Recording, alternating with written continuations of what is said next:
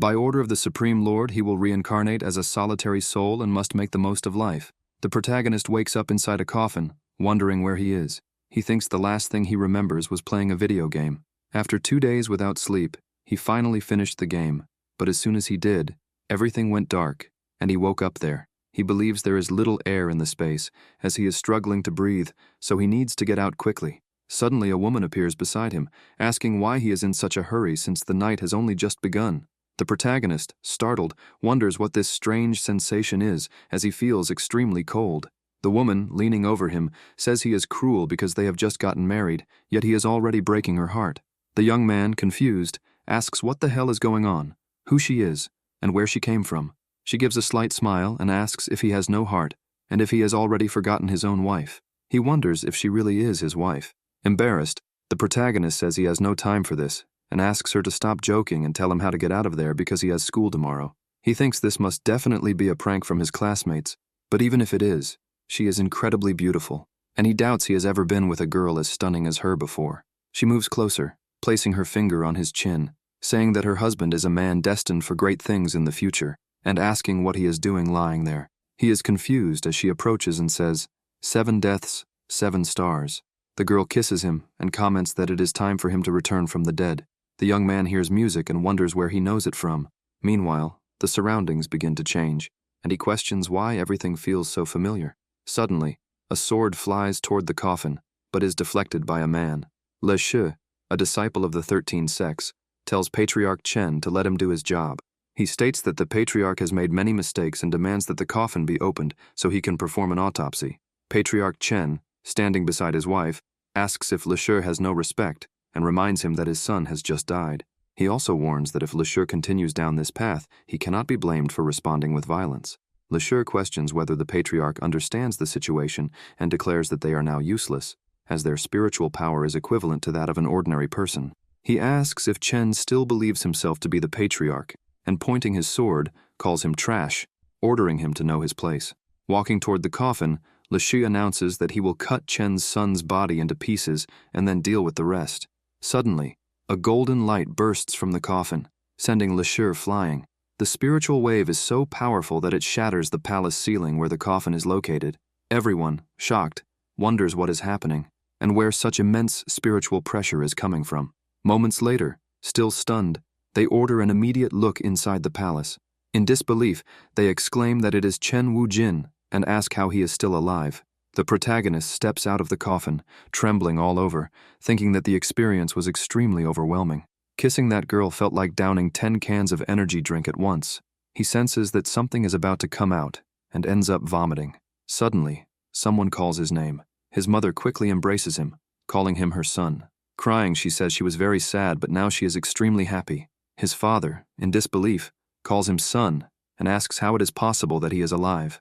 Wujin steps away from them, completely confused. His parents call out to him while he begs them not to come any closer, wondering how any of this is possible. He must be dreaming. He realizes that this is the game he was playing. The immortal cultivators dominated the world. Unable to believe it, he comes to the horrifying realization that he is the villain, Yi Chen Wujin, the one the protagonists defeat. Disappointed, he thinks about how he spent 2 damn nights trying to defeat the villain that tormented all the characters. He was the enemy he hated facing the most, and now he wonders what kind of punishment this is. Why is he the villain? The men accompanying Le Shi murmur that something is wrong with Chen Wujin. Le Shi responds that they must not be deceived, as Wujin might be plotting something. Without hesitation, he lunges at the protagonist, swinging his sword and declaring that they will take advantage of his confusion to eliminate him. But Wujin instinctively blocks the strike using spiritual power. Le Shi, in utter disbelief, exclaims that this is impossible. The protagonist, his finger glowing with spiritual energy, asks what they think they are doing and wonders aloud if Le Shi fails to see that he is busy. He realizes that he still retains his spiritual power and recalls that his deep knowledge of the game gives him an advantage. He believes that the best way to unleash a cultivator's power is through spiritual text, as it contains the power of the heavens and the earth. Thus, he uses the soul rupture technique on Le Shi, injuring him and hurling him back to where his comrades stand. Le Shi's companions immediately charge at Chen Wujin, vowing to destroy this scum and avenge their great brother. Wu Jin, with a slight smirk, remarks that since he is in a game world, he might as well have fun with the NPCs, and that they are no match for him. He begins inscribing a spiritual text with his power and slams his hand on the ground, summoning black spiritual soldiers. The dark soldiers unleash their abilities, crushing the enemies and causing even more destruction to the palace. Smiling, the protagonist comments that this is quite the show for a young master like him. Sometime later, the palace servants begin carrying the bodies, urging everyone to hurry as they need to take them to the woods and burn the remains. Wu Jin's mother, worried, says that he has taken the lives of many members of the 13 sects, and now they will never leave him alone. His father apologizes for being unable to help him. His mother thanks him for protecting them, admitting that it is their fault that he has once again put himself in danger. Even so, she is grateful that he is still alive and insists that she does not want to lose him again. The patriarch's wife calls her husband dear and asks if he has noticed that their little Wu Jin is acting strangely. The protagonist, lying down and irritated, questions how this could have happened to him. His previous life wasn't anything special, but why did he have to die so young? He hadn't even finished university. Chen Wu Jin was stabbed while in hiding. His defeat was premature, and he didn't even get the chance to marry his wife. Frustrated, he wonders why he reincarnated into this mess and curses the developers, calling them damn bastards. He asks if this is how they treat a loyal customer and exclaims that this is complete nonsense. Suddenly, a voice responds that it's not so bad and that he shouldn't be acting like this. Wu Jin asks who is there. The girl who was with him in the coffin appears above him saying, "Hello, dear." He is startled and asks if it's her again and where she came from. The girl, irritated, asks why he is reacting like that, and if he couldn't be a little kinder, stating that she is his wife. The protagonist replies that it's not his fault. Even though she is very beautiful, she is terrifying. The girl moves closer to Wu Jin and tells him that she will always be with him, no matter where he goes, as she will follow him. After all, that is the mission she received from the system. The protagonist, confused, asks if she really just said system. The girl confirms and explains that thanks to the system, she managed to reach this game world. The mission is simple. His character was the former villain who was beaten to death. Now he has been reborn and must face the 13 sects of Nandan Haizhou and eventually become the young master of Haizhou. She asks if that isn't wonderful, a story of revenge, and says she is so excited she could cry. The protagonist moves closer to her and starts touching her, asking if the current system is anthropomorphic. The girl replies that this isn't important, but since he is a hardcore player whose specialty is completing and clearing all levels, he must cooperate with the system and help unfold a good story. Young Master Wu Jin questions what happens if he doesn't want to cooperate, since there must be plenty of other hardcore players, so why him? The girl asks if he has forgotten how he ended up in this game. Suddenly, he feels something strange and wonders what this sensation is. The girl explains that Wu Jin is lifeless in the real world, and that his consciousness was transferred into the game, which she personally selected. The protagonist realizes that the feeling he is experiencing is his heart stopping. The girl tells him that if he refuses to cooperate, it will be useless, and the only thing waiting for him is the end. Then she asks if he will help. Wu Jin, scared, quickly agrees, saying he will help, so she can stop whatever she is doing. He comments that she is very beautiful and attractive, so he would never dare go against her wishes. The girl responds that he is very seductive. The protagonist thinks that she can wait. Once he figures out the rules of this damned game, he won't need to follow her orders. The girl tells him they will see each other later. Wu Jin asks if she is leaving already. She responds that yes, she still needs to prepare everything, and this will be the first step to dominating Haizhou. In the Bai family, people gossip about rumors that the disgrace has returned from the dead. Another mentions hearing that he even killed several disciples from the 13 sects. The eldest daughter of the Bai family, while playing her instrument, says that Chen Wu Jin had died. So how is it possible that he has returned? Her younger sister agrees, adding that not only did he revive, but he also eliminated some disciples from the 13 sects. She claims that Bastard must have used some forbidden technique and asks her older sister what they should do, since Master Ye is away at a tournament, making it impossible to plan a strategy without him. Bai Xiaoqing, irritated, says she already knows what to do and states that she will force Wu Jin to participate in the tournament. She adds that she is eager to see how many lives that bastard has. The next day, the protagonist tells his father and mother that he will enter the grand tournament and that, to prevent people from seeking revenge against the family, he wants them to go to the state border for a while. Patriarch Chen apologizes to his son and admits that he was too harsh on him in the past. He says his wish is for Wu Jin to succeed, but above all, to remain with them, as he does not want to lose him again. The protagonist thinks that even though Chen Wu Jin was an obstacle in the past, and lost his life completely. His parents always loved him. So in this new life, he will take care of them for Wu Jin. His mother encourages him to do whatever is necessary and assures him that she will always be by his side to support him. The protagonist declares loudly that they should not worry and comments that he knows better than anyone that if he does not work hard, he will be nothing more than a dog. If he backs down now, only the end awaits him. Their clan has been famous for hundreds of years, so how can they allow others to intimidate them? He tells his parents not to worry because he will not repeat the mistakes that led to his previous death. He will win the grand tournament and shine once more. Sometime later in Linyu City at the floating workshop, the young master, aboard a flying ship, starts vomiting as the girl helps him. He thinks that he looked cool in front of his parents, but now he is acting just like he did in his old world. He is a nerd who gets dizzy easily, and if he had known that, he wouldn't have bought that type of vehicle. He thinks he was a bit pretentious, and remembers his parents' surprised expressions, saying that only a cultivator in the divine realm could have something like that. Suddenly, someone appears, saying that the protagonist must be a very powerful cultivator. A short old man approaches and comments that such a vehicle is not something an ordinary person could own or create. With a slight smile, he says that it is to be expected from Chen Wu Jin. The young master thinks that the old man is not just anyone, and replies that it seems his battle against the 13 sects has made him somewhat famous. Then, he asks if the man is there to take revenge on him. The old man laughs and says that the fight against the 13 sects is none of his concern. Besides, he has no intention of fighting a little boy. He tells the young master to move along and register, saying that in the first room he will find the registration for the grand tournament. The protagonist thanks the old man for his hospitality and believes that he is not seeking revenge, which is a relief since his cultivation base is still unreliable, and perhaps all of this is just a trap. The old man, watching the young master, thinks that this boy is not as simple as he appears, and that, in the future, he will become a powerful enemy to his son, Hua Fei. As Wu Jin enters the room, he hears two people talking and asking if Linchen will participate in the grand tournament. He remembers the name Ye Linchen, the original protagonist of the game, the one who defeated his character with a sword. He thinks he should take a look. Observing, he sees a girl talking to the gatekeeper and asking if he is from the Lu family. Xiao Ting calls her sister, Xiao Ru, to hurry up, saying that they are going to meet Chen. The young master, surprised, thinks that this girl looks familiar and realizes that these are Wu Jin's memories. By Xiao Qing, Wu Jin's childhood love. He had given her a bracelet that belonged to his mother and told her to take it because, when Xiao Qing grew up, she would become his wife. The girl laughed and accepted, saying that after all, she was his girlfriend. The protagonist, embarrassed, thinks that he cannot believe that such a beautiful girl was interested in his character. While he wonders what to do, the girl opens the curtain, and the two meet, falling into silence.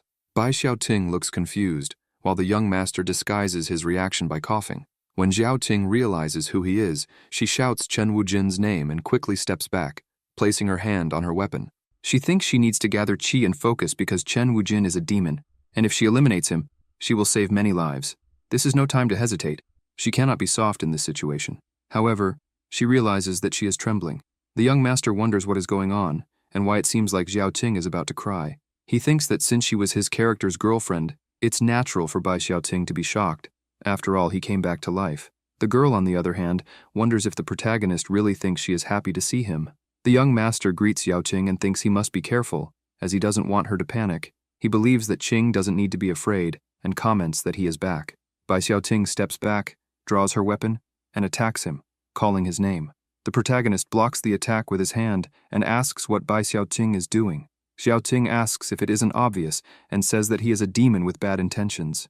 She demands that Wu Jin show her all his tricks and questions what else he is hiding. The young master wonders if she really wants to take his life and calls her little sister Bai. He comments that he thought Qing would be different, considering they haven't seen each other in so long, and asks if she couldn't at least smile. He also asks if she doesn't think she should be more courteous to her husband. Xiao Qing calls him shameless and says that their marriage was cancelled the day he became a demon and that they have no relationship anymore. Her only wish is for Wu Jin to turn to ashes and disappear. The protagonist lets go of the whip and comments that, in that case, he is standing right in front of her, questioning if Xiaoting is not going to attack him. He tells her to go ahead. He wants to see how she will turn him into ashes. She hesitates while the protagonist thinks that Chen Wujin always had Xiaoqing in his heart, that she was the only important person to him, but now she seems so aggressive and unfair. Some time ago, Bai Xiaoqing, sick, had told Brother Woojin that she was feeling awful, while he reassured her, saying that he would save her. The protagonist remembers that back then, Xiaoqing had a high fever, and it was very difficult to treat her, but his character had practiced a forbidden technique to cure her. Then, some troublemakers who had been defeated by Chen Wujin spread rumors that he was practicing an evil art and should be expelled from the sect. However, his only wish was to grow old by her side. Bai Xiaoting told Brother Woojin that she didn't care if he practiced an evil art because she would never leave him. The young master thinks that after losing his life, it seems she now considers him a demon. With his hand, he touches her face. Xiaoqing questions what he thinks he is doing while the young master wonders if she is just acting. Bai Xiaoting blushes and wonders what is happening to her, questioning why her heart won't stop pounding. After all, he is a demon. Suddenly, she starts feeling a sharp pain in her head and says that it hurts too much.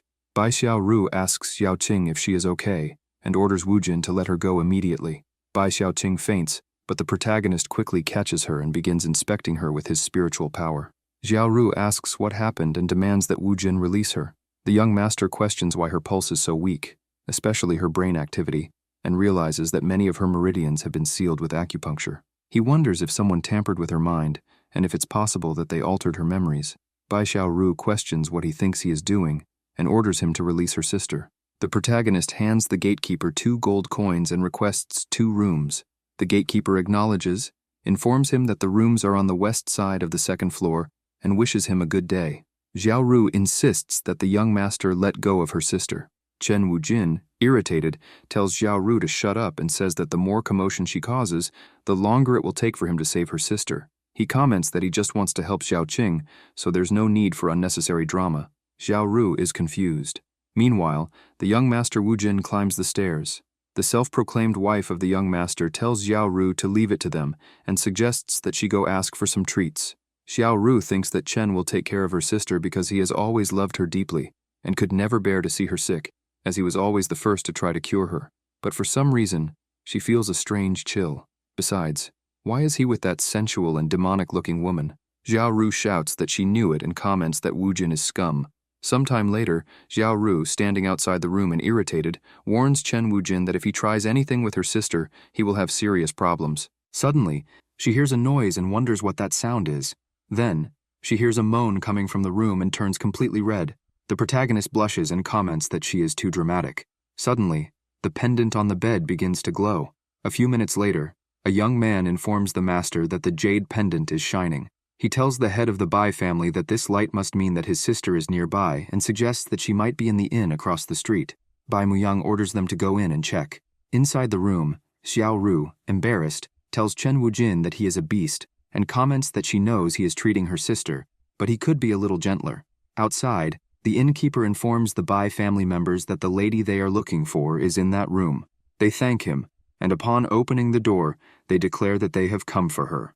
However, everyone turns bright red with embarrassment upon seeing Xiaoqing in that situation, panting, while she begs Woojin to be gentler because she can't take it anymore. Hearing this, everyone blushes, and some even suffer nosebleeds. They become furious and demand to know what the protagonist thinks he is doing, ordering him to let go of their sister.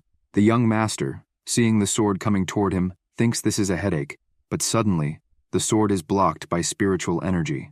Xiaoqing's brother asks the master why he stopped him.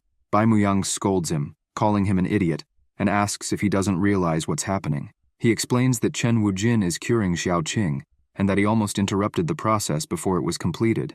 Bai Muyang thinks about Chen Wujin and wonders what happened before he lost his life and how he managed to resurrect with such a high cultivation level.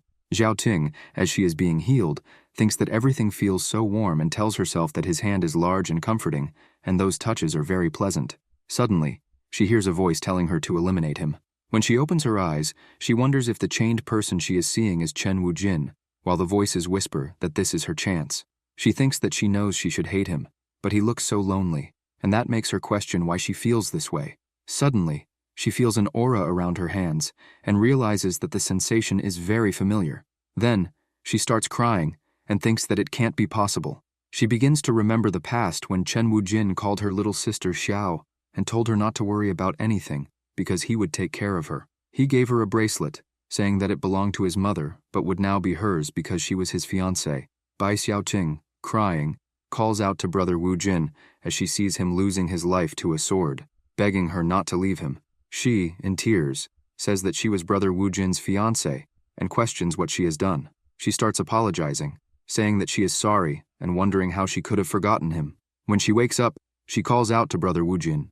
Bai Muyang asks Xiaoting to calm down, saying that he is her grandfather. Bai Xiaoru hugs her sister and asks what is happening, begging her to wake up. Xiaoting, still crying, says she is sorry and asks brother Wu Jin not to hate her because it wasn't her fault.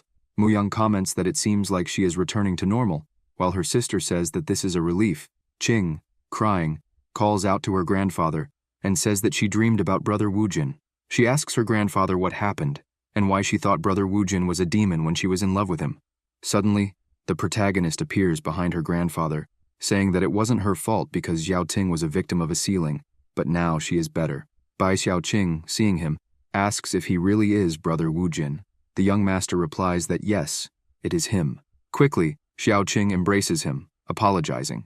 The protagonist laughs and tells her not to blame herself for it because she was under a spell. He thinks that he was so focused on her treatment that he didn't notice, but she smells really good. He believes that Chen Wujin doesn't have a soul to keep her only for himself, and comments that he will fulfill his wish and take care of her from now on. Stroking her head, he tells Qing that everything is fine because he is here. Bai Muyang sighs and comments that it seems both are destined. Muyang calls Chen Wujin and asks him to come with him for a moment. Xiaoqing asks why her grandfather wants to speak to Wu Jin in private. The protagonist asks her to stay calm because her grandfather just wants to talk. Bai Muyang, irritated, questions who he is calling grandfather. The young master replies that he is already right behind him.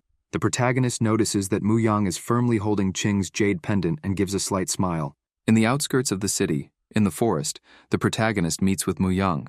The young master calls him Grandpa Bai, mentioning that he was asked to follow him to the forest, but he hasn't said a single word since then. He questions his intentions and thinks that one of the reasons why the old man never liked him was because he got along too well with his granddaughter.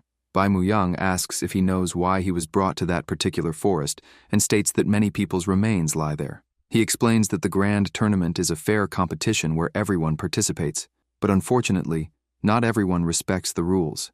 In competitions like this, there are always those who try to take advantage of others. The forest serves as a reminder of this, as many innocent lives rest there. Many promising cultivators were silenced by old men like him. With spiritual power in his hands, Bai Muyang comments that he never agreed with this, but he will do whatever it takes to save his granddaughter, even if he has to become a villain.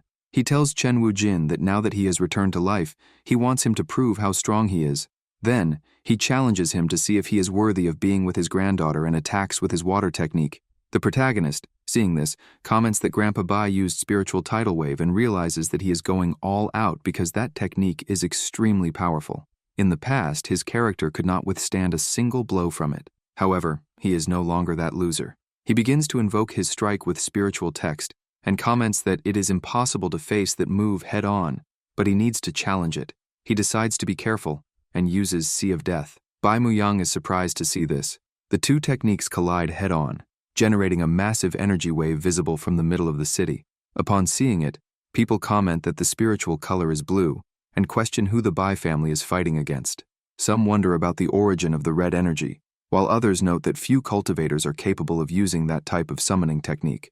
Amidst the crowd, Xiaoting asks everyone to move aside and runs toward the wave of spiritual energy. Her sister, Xiaoru, follows closely behind, asking her to wait.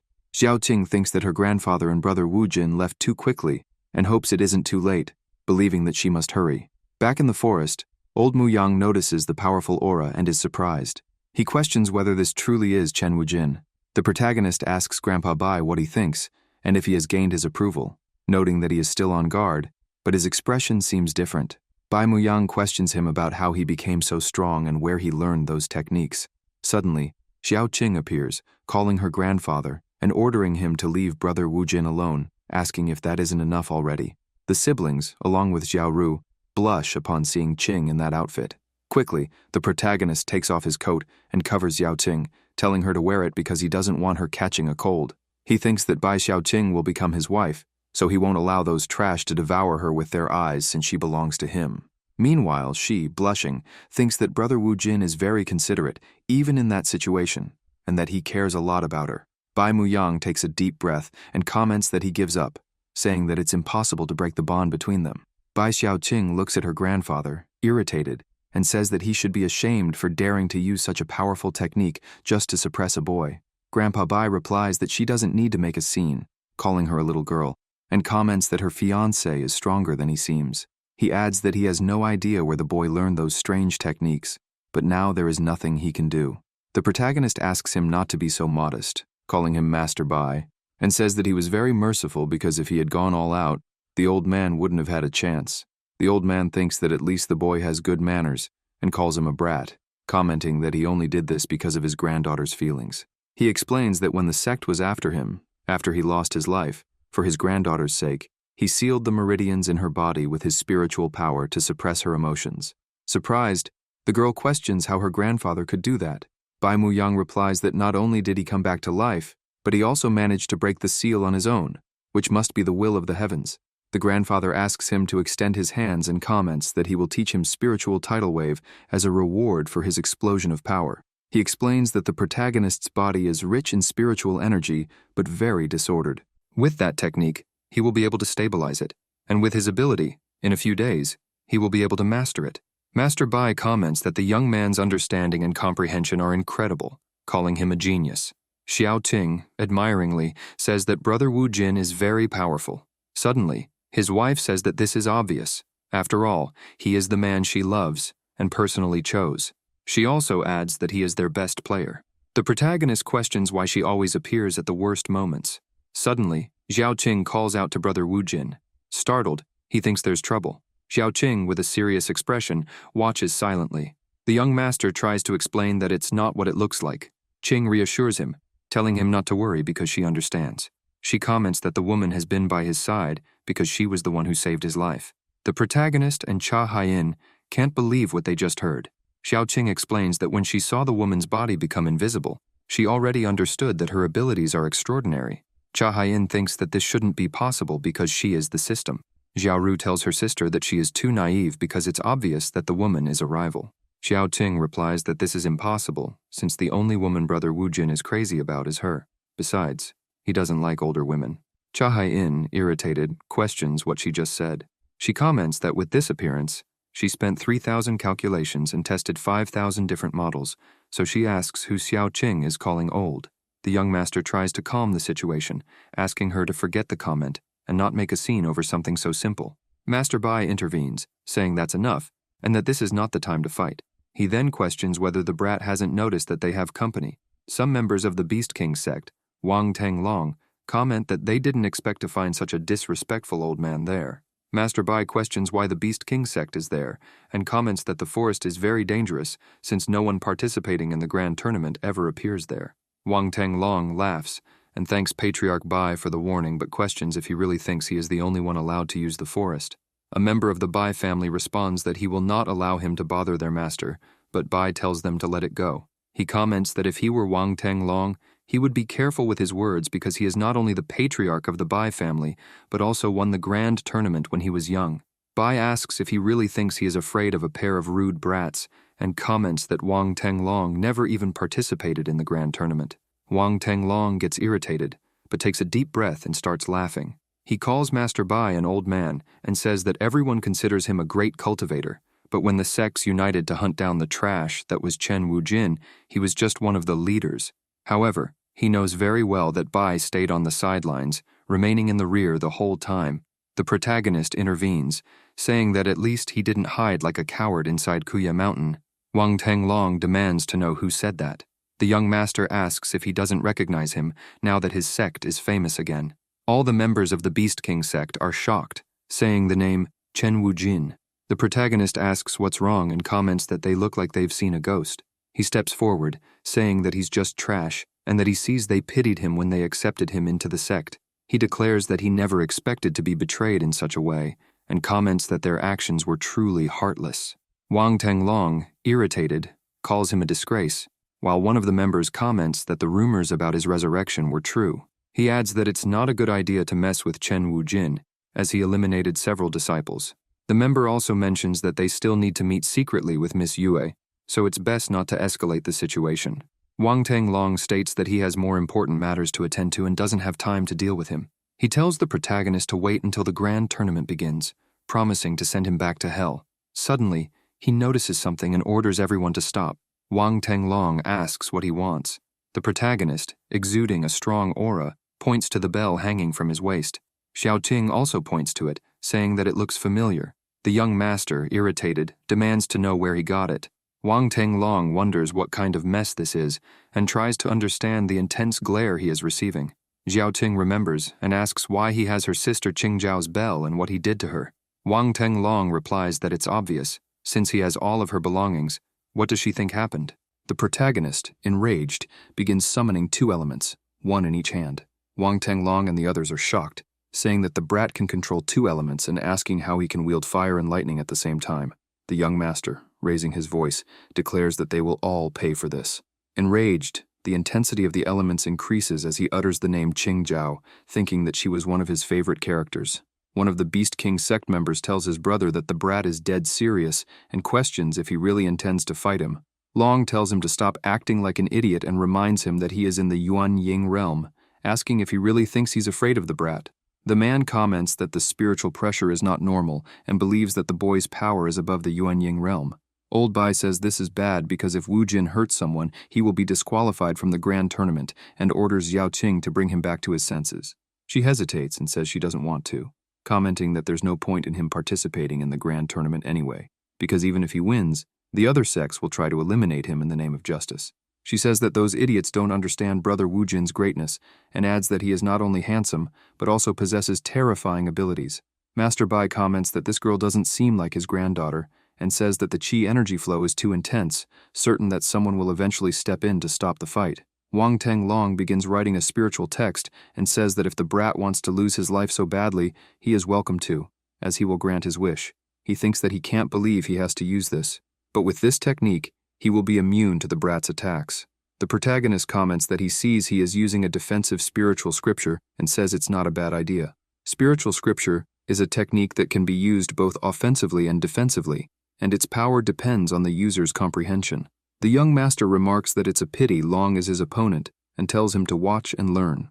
Wang Tanglong is in disbelief as the protagonist launches his technique, Serpent of Death. He declares that no matter how many tricks Long tries, an ant will always be an ant, and that he was never his rival. Wang Tanglong and the others are terrified, saying that this is the end for them.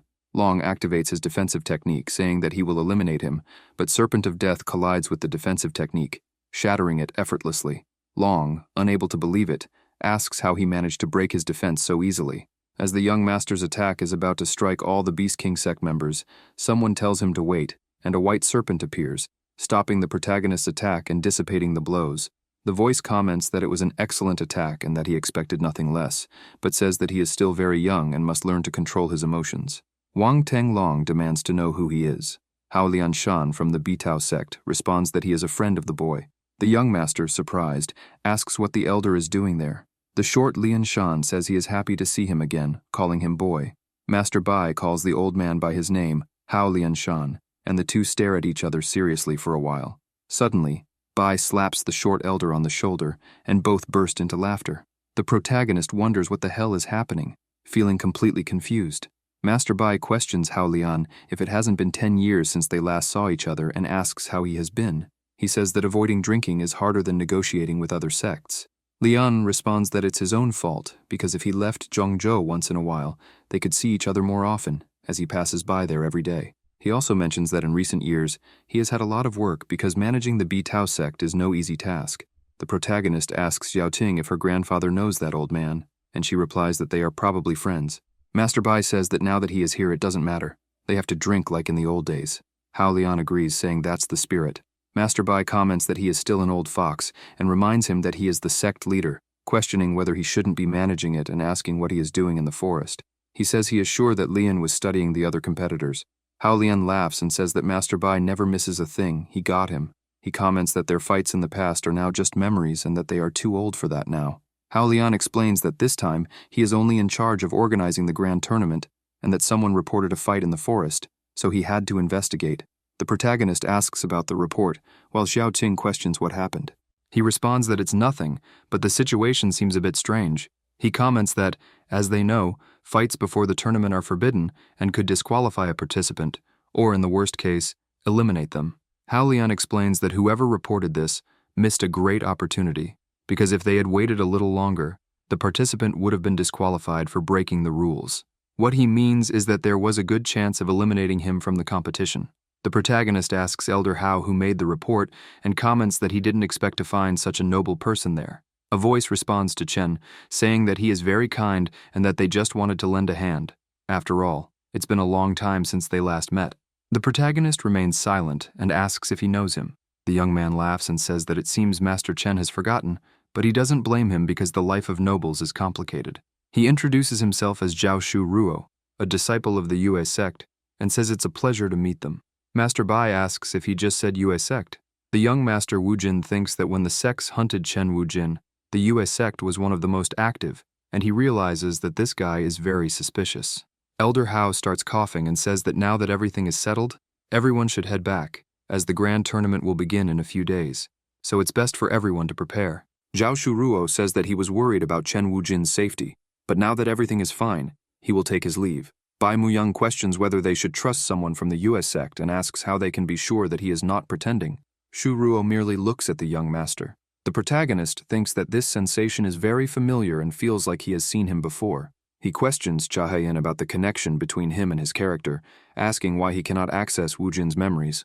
She, annoyed, questions how a man can be more charming than her, and tells him to figure it out himself because she won't give him spoilers. The system won't help him with this. Tenglong thanks Master Hao for assisting them and comments that it would be best to return to the sect since they don't want any more trouble. The young Master Wu Jin orders them to stop, exuding a powerful aura. Long asks what he wants and if he intends to provoke him again. The protagonist tells Master Hao that the reason behind this conflict is the sudden disappearance of a friend, Qing Zhao, and mentions that Wang Tenglong has her bell, which is suspicious. He comments that he hopes Master Hao will remain impartial in the grand tournament and not use this as an excuse to threaten him. Then he asks him to accompany him to the Beast King sect to help rescue her. At the Beast King sect, Long announces his return. The gatekeepers ask the elder brother what happened. Master Hao explains that he is one of the administrators of the grand tournament and that, unfortunately, it is common for other sects to try to gain advantages through dubious methods, so he is there to ensure that everything is in order. Teng Long tells Master Hao that they are merely assuming that Qing Zhao is there, but he never confirmed anything. Then he asks the young Master Wu Jin if he really thinks he can blame him for having that bell, claiming that he simply found it in the forest. Lian Shan comments that if that is the case, there should be no problem in letting them search. Long allows them to enter, but warns that if they find nothing, Chen Wu Jin will have to kneel and call him master. The protagonist asks if he is sure, but warns that he fears the only loser will be him. Master Hao declares that they are going in. The young Master Wu Jin orders Xiao Qing to search the eastern zone while he searches the west. Long thinks that they can search all they want, but since this is his territory, they won't find anything. He laughs internally, calling Wu Jin a brat, and thinking that he has everything under control since that bitch belongs to him and will never be found. In the underground chamber, Qing Zhao, holding her stomach, thinks that she is very hungry. Suddenly, the door starts to open, and she notices the movement. One of the Beast King sect members comments that he bets she is starving and taunts her, saying that all she has to do is submit to their elder brother, and it will all be over. He mocks her further, asking if she doesn't smell the food and if she really doesn't want some. The girl, gripping a dagger, trembling, screams at him not to come closer. She warns that if he takes one more step, she will end her own life. The man, irritated, smashes the plate of food on the ground, insults her, and asks if she doesn't understand her situation. He tells her that if she continues with that foolish temperament, she is doomed. As he leaves the room, he tells her to go to hell, and says he wants to see how long she will last without eating. Another sect member questions why he is so irritated, saying that she is just a girl and shouldn't be a problem. He suggests using a non-lethal poisonous incense so they can capture her easily. The man asks if he is new there and questions if he really thinks they haven't tried that already. He says that the girl is an expert in medicine, so no poison or aphrodisiac will work on her. Otherwise, they wouldn't be in this situation. They just have to wait until hunger does its job.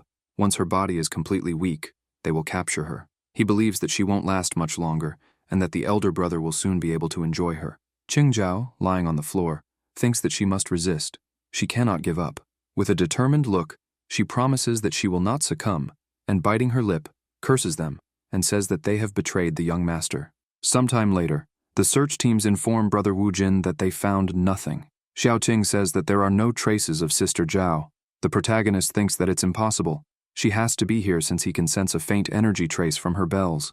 Long asks if he is tired of searching and questions if the young master will kneel and call him master. Outside the Beast King sect, people hear Long ordering someone to kneel and call him master. A crowd starts gathering in front of the sect, with some asking who that Chen Wujin with them is. Tang Long questions the young master about what is happening and if he is going to run away, reminding him that they made a bet and he gave his word. He orders Wu Jin to call him master immediately, intending to humiliate him in front of everyone and make him pay for his insolence. The young master says that if he has no other choice, he will do it, but he comments that since that bell doesn't belong to Long, he might as well return it, as the protagonist will still be its true owner. Long questions why he should return it.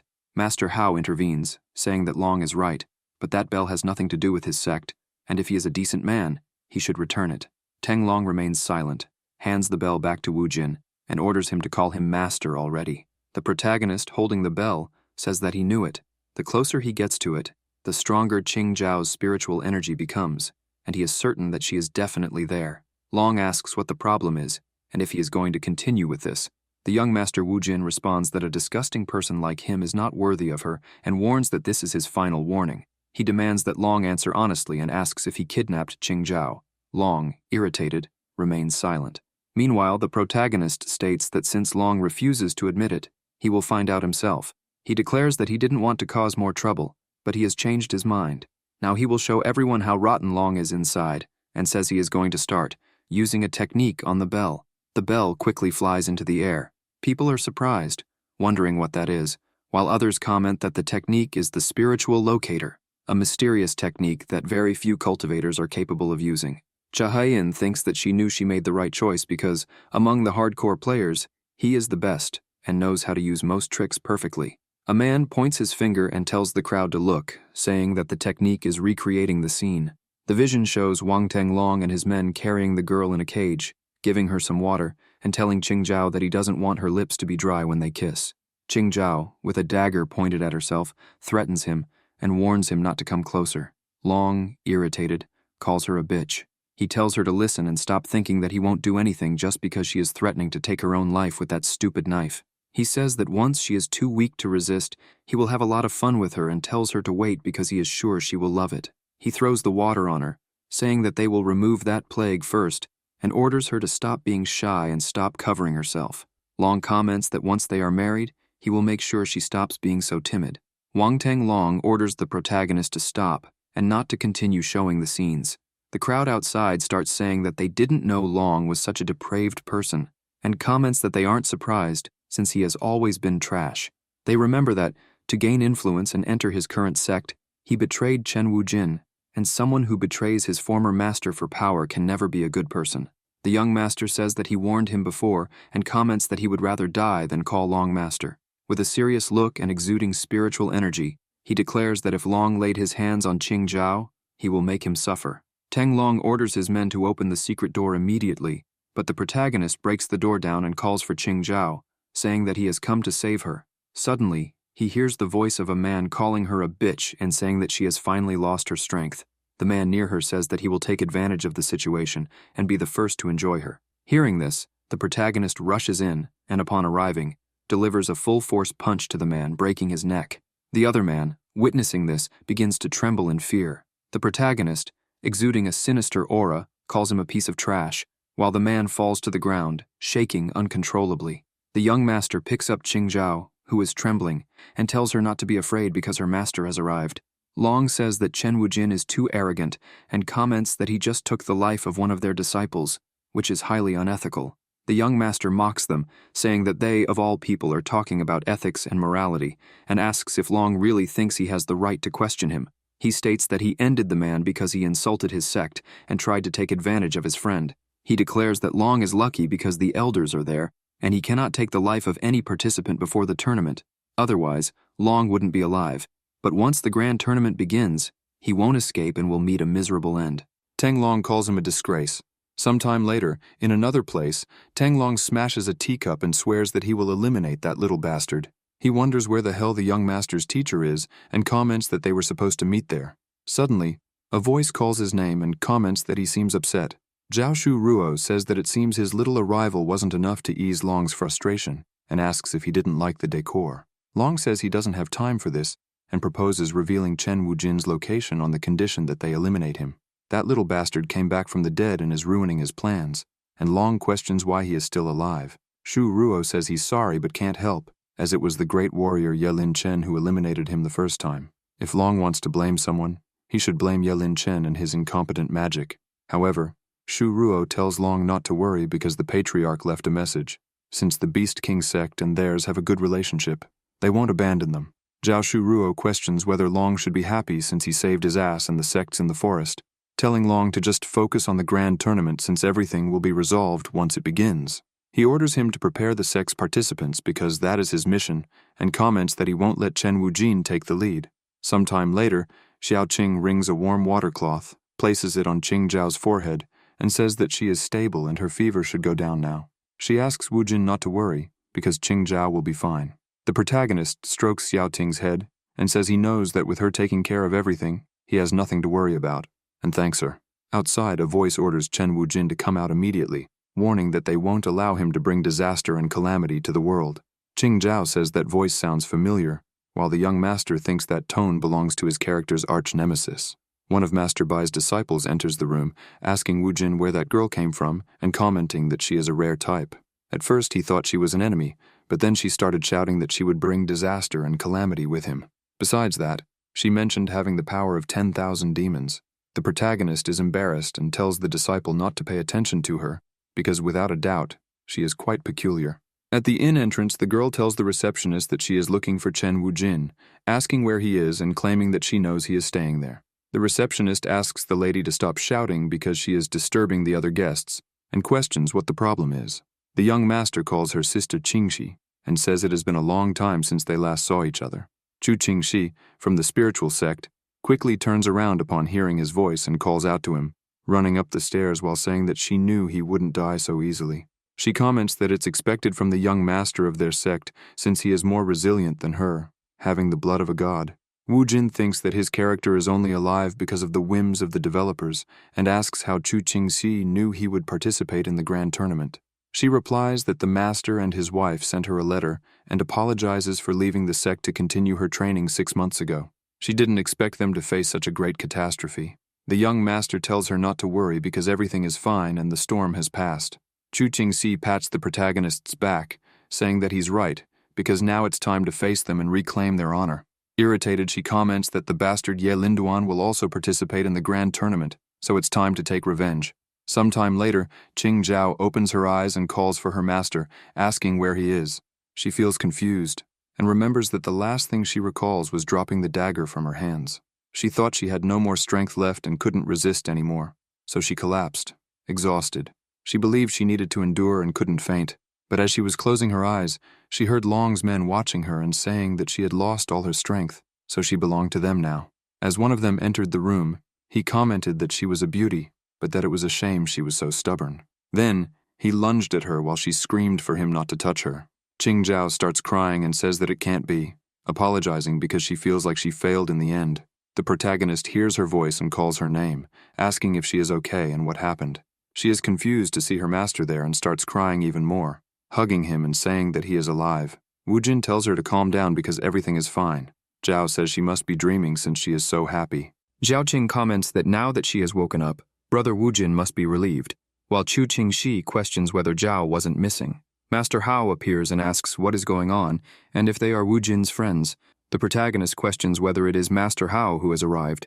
The old man gives a slight smile and says that the brat is surrounded by beauties, asking which one has his heart. The young master tells him not to provoke him. Master Hao says he agrees and comments that he came to talk about agreements, explaining that each sect, clan, or family must send 3 participants to the grand tournament and asks who will be competing. The 3 girls say they want to participate. Chu Qingxi comments that she is responsible for managing the sect and is also the secretary of Master Wujin, so of course, he must participate. Xiao Qing says she wants to help Brother Wujin since it's the least she can do. Zhao asks the young master to let her go with him because she is sure she will be useful. Zhao reinforces her request, saying that if she hadn't been so foolish and asked Wang Tenglong for help, she wouldn't have faced so many problems. Wu Jin tells her not to cry because it wasn't her fault. He says she doesn't need to blame herself for it since it was impossible to predict that they would betray them and join another sect. Master Hao comments that he envies him and tells the boy that all the women really appreciate him, adding that it's good to be young. He says he will leave them alone and come back tomorrow to confirm, asking Wu Jin to think carefully. The protagonist explains to Master Hao that they are not his lovers. The old man laughs and says that's what he says. The young master Wu Jin sighs and thinks that the master is right. He must select the participants as soon as possible and prepare them for the grand tournament. Wu Jin knows that the tournament will have all kinds of tricks, and Zhao will undoubtedly be useful thanks to her medical skills, especially in cases of poisoning or similar attacks. Xiaoqing asks her grandfather for permission to go as a representative of the spiritual sect. Master Bai sighs and says that either way he wouldn't participate, so she can go with them. Wu Jin thinks that since she was the heroine of the game, he should bring her for her spiritual abilities. Chu Qingxi doesn't appear much in the game, but she seems very confident, and her destructive power is undoubtedly strong. However, she is the least useful of the three. Chu Qingxi questions Wu Jin, betting that his demonic powers must have impressed him, and asks if he wants her to be in the vanguard. The young master thinks it will be difficult to argue with her. The protagonist tells Chu Qingxi that he is sure that with her long training, she has returned even stronger, and asks if they can have a battle. The girl says of course, and asks if he is captivated by her power and beauty. Chu Qingxi warns that he will be scared when he sees her in action. Chen Wu Jin replies that in that case, they can begin and informs Xiao Er that they will use the inn's courtyard. She replies that it's fine but warns that it costs 2 silver coins per hour. The young Wu Jin thinks that's highway robbery. In the courtyard of the inn, the protagonist is waiting for Qingxi to fight, and comments that she can start first and make the first move if she's fine with it. Qingxi responds that's fine, but he shouldn't blame her if he can't handle it. Exuding her spiritual power, she tells the young master to prepare himself and uses the blood dagger technique, striking towards him. Cha Haiyan thinks she couldn't see the movement, while Qing Zhao considers the attack very powerful, and Zhao Ting believes she used her full strength and wonders if she couldn't have held back a little. The protagonist observes silently and closes his eyes, letting the technique pass beside him. The girls, surprised, say that she missed, while Qingxi says that he shouldn't underestimate her.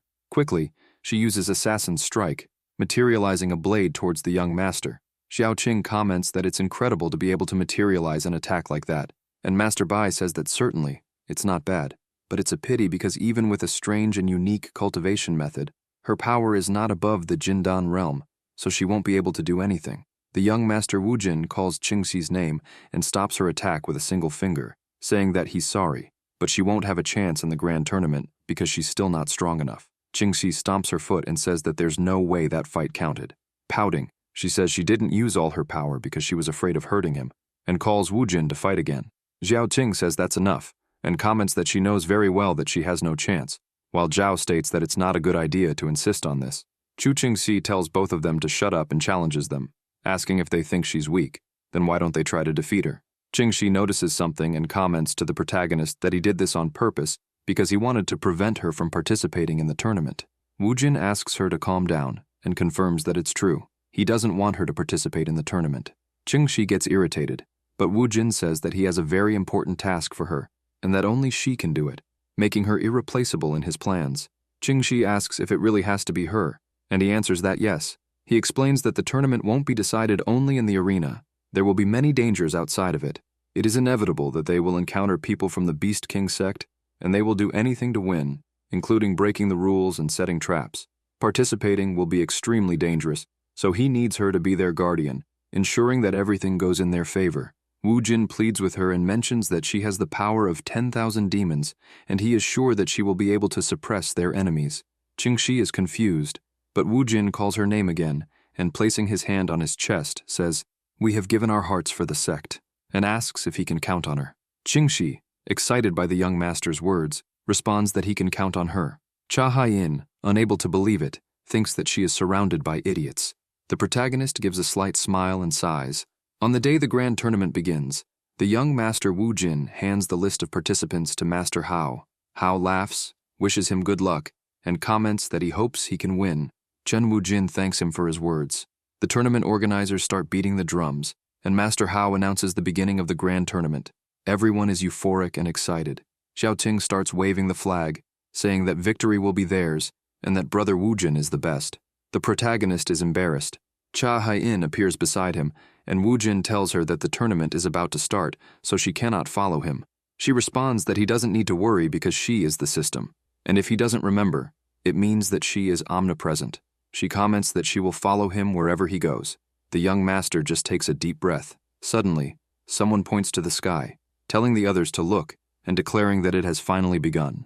Master Hao announces that the first round consists of surviving inside the secret realm. He orders the participants to form a group of 3 and pass through the dimensional mirror.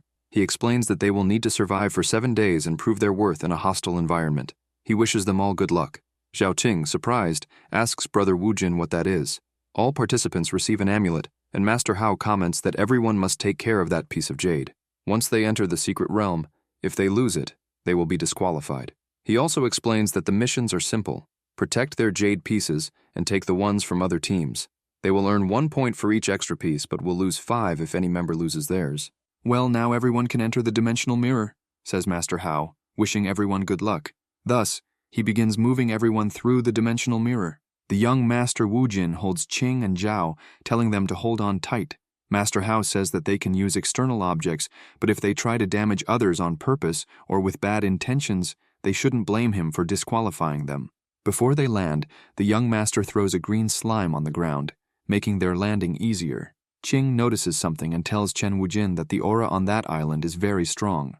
Zhao warns the master to be careful because she is sure that the test is not just about facing others and that there must be something more. Wujin reassures her, saying that he thinks the same.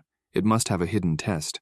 Otherwise, with the current level of cultivation, it would be too easy. Master Hao Lian Tibetan comments that Chen Wujin is very presumptuous and questions the second brother if that was the variable he had mentioned. Hao Lianshan confirms and says that the boy is very interesting. He mentions that the sects have produced few geniuses in recent years and that, without a doubt, Wu Jin will surprise him. Lian Tibetan agrees and comments that the boy should be dead. Without a doubt, he will be an interesting variable. Finally, he says that enough talk. It's time to observe what happens. At the betting house, the owner calls everyone to place their bets. Many start betting on Wang Tang Long from the Beast King sect, while others bet on Xiaoxing Yue from the Star sect. Later, some comment that if Ye Linchen is participating, he will be the winner, but others question whether he is really competing. One of the gamblers comments that now that it has been mentioned, he still hasn't seen Ye Lincoln. This causes murmurs among the crowd, and some lament, saying that without him, the competition will be boring. Sometime later, one of the participants, terrified, runs from a giant tiger, screaming for help and saying that he surrenders. Long declares that there is no one who can face him, and his men comment that they can't even handle their mascot. One of the members suggests that now that they are prepared, they should get rid of Chen Wujin. Wang Teng Long tells them not to worry because he has already sent Xiao Jinpeng to capture him. He comments that nothing escapes his eyes. As soon as they discover where Wu Jin is, they will take care of that trash, and this time, he will eliminate him personally. Xiao Qing alerts Wu Jin to look at the sky. Sometime later, the protagonist comments that the eagle looks delicious. He praises Zhao, saying that her cooking is wonderful. Zhao asks if they haven't violated any rules by doing this, but Qing explains that there is no prohibition against killing a bird, only against taking the lives of people. Wu Jin adds that, technically, those aren't just birds, but spiritual beasts, and the Beast King sect has many of them. Suddenly, a voice says that it sees Wu Jin is still taking lives indiscriminately, and that he is the same demon as always. A young man perched on a tree comments that Chen Wujin is incredibly lucky. He jumps down, says that Wu Jin remains a mystery, and questions what he truly is, and how he managed to come back to life. The protagonist, surprised, wonders if that guy is really the protagonist and why he is so different from the game. Xiao Qing calls out Ye Linchen, and comments that it has been a long time since she last saw him. He questions Qing about why she is with that trash and asks if he is forcing her. Wu Jin wonders how he could have forgotten something so important, and remembers that those two are the heroes of the game. Zhao asks the young master if he is okay, and he tells her not to worry, saying that he is just a little dizzy. Ye Linchen tells Xiao Qing to come with him and forget about that bastard. The protagonist gets irritated, questions what he thinks he is doing, and asks if he still thinks he is dead. He declares that he will not tolerate such insolence and uses spiritual writing, but Qing commands her snake Linguer to take care of him, leaving Wu Jin and Ye Linchen confused. Linchen dodges Linguer's attack and asks what she is doing. The girl questions if he thinks she is the same fool as before and declares that he will pay for everything he has done, promising to send him to hell. Ye Linchen responds that she is as impulsive as ever and, using his flute, says that he understands. In that case, he will teach her a lesson, and she will pay the price for her recklessness. Outside on the large screen, everyone is watching in shock. They comment that it is undoubtedly Ye Linchen. The crowd says that since he and Chen Wujin are enemies, there is no better opportunity. Master Bai quickly stands up, calling his granddaughter Xiaoqing. Master Hao tells him to calm down and reminds him that he knows the rules. Nothing can interfere during the tournament. Bai Muyang responds that he cannot sit idly by because she is his granddaughter. Hao says that as long as she does not surrender and does not drop the piece of jade, he cannot do anything. Muyang insists that he must act before it is too late and orders Hao to get out of his way. Suddenly, an explosion occurs in the mirror. Master Bai, shocked, calls for his granddaughter and runs, saying that if anything happens to her, everyone will pay the price. As he approaches the mirror, he says that he can no longer see anything and is sure that she has been reduced to ashes. The protagonist comments that Ye Linchen's fire is useless against his wind, defending against the attack and dissipating the flames with a gust of wind. With Qing in his arms, Wu Jin tells Ye Linchen that this time, things will be different, and declares loudly that he will not let him harm his woman. The spectators watching through the mirror comment that it was incredible. Someone asks if Chen Wujin really managed to block Ye Linchen's attack, while another questions what kind of techniques that boy cultivates. Ye Linchen, irritated, wonders what is happening, as when they got rid of Wujin in the past, he was not this strong. He questions how Wujin came back so powerful and who he really is, as it is impossible for trash to be this strong. The young master and the system are confused, but Wujin finds the question strange and comments that he is Chen Wujin, the person Ye Linchen killed and used as a sacrifice to become famous.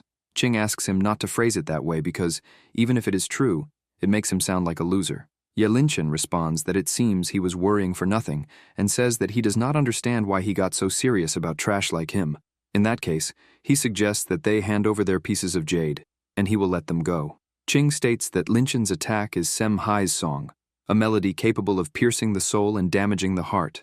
Outside, people comment on Ye Linchen's intense aura, while others beg for the fight to be stopped, saying that they can't take it anymore and that he will end up going crazy with that. Hao Lian Tibetan says that, as expected of Ye Linchen, that girl is very talented. Master Hao agrees, saying that he is right and that the situation has become difficult for Chen Wujin. He reassures Master Bai, telling him not to worry, as he is sure that they will be fine, and comments that it is better to let the young ones resolve their own problems. Wujin orders Zhao to listen and use the bells to create a shield quickly. She responds that she understands and begins to create the shield with the bells. Zhao comments that she managed to create the shield, and the protagonist thinks that now he doesn't have to worry about them anymore and can fight without holding back. Meanwhile, Linchen continues using his technique, but the young master Wujin reflects that, in the second original game, Linchen was a decent protagonist because, even while launching that attack, he wasn't actually trying to take Xiaoting's life.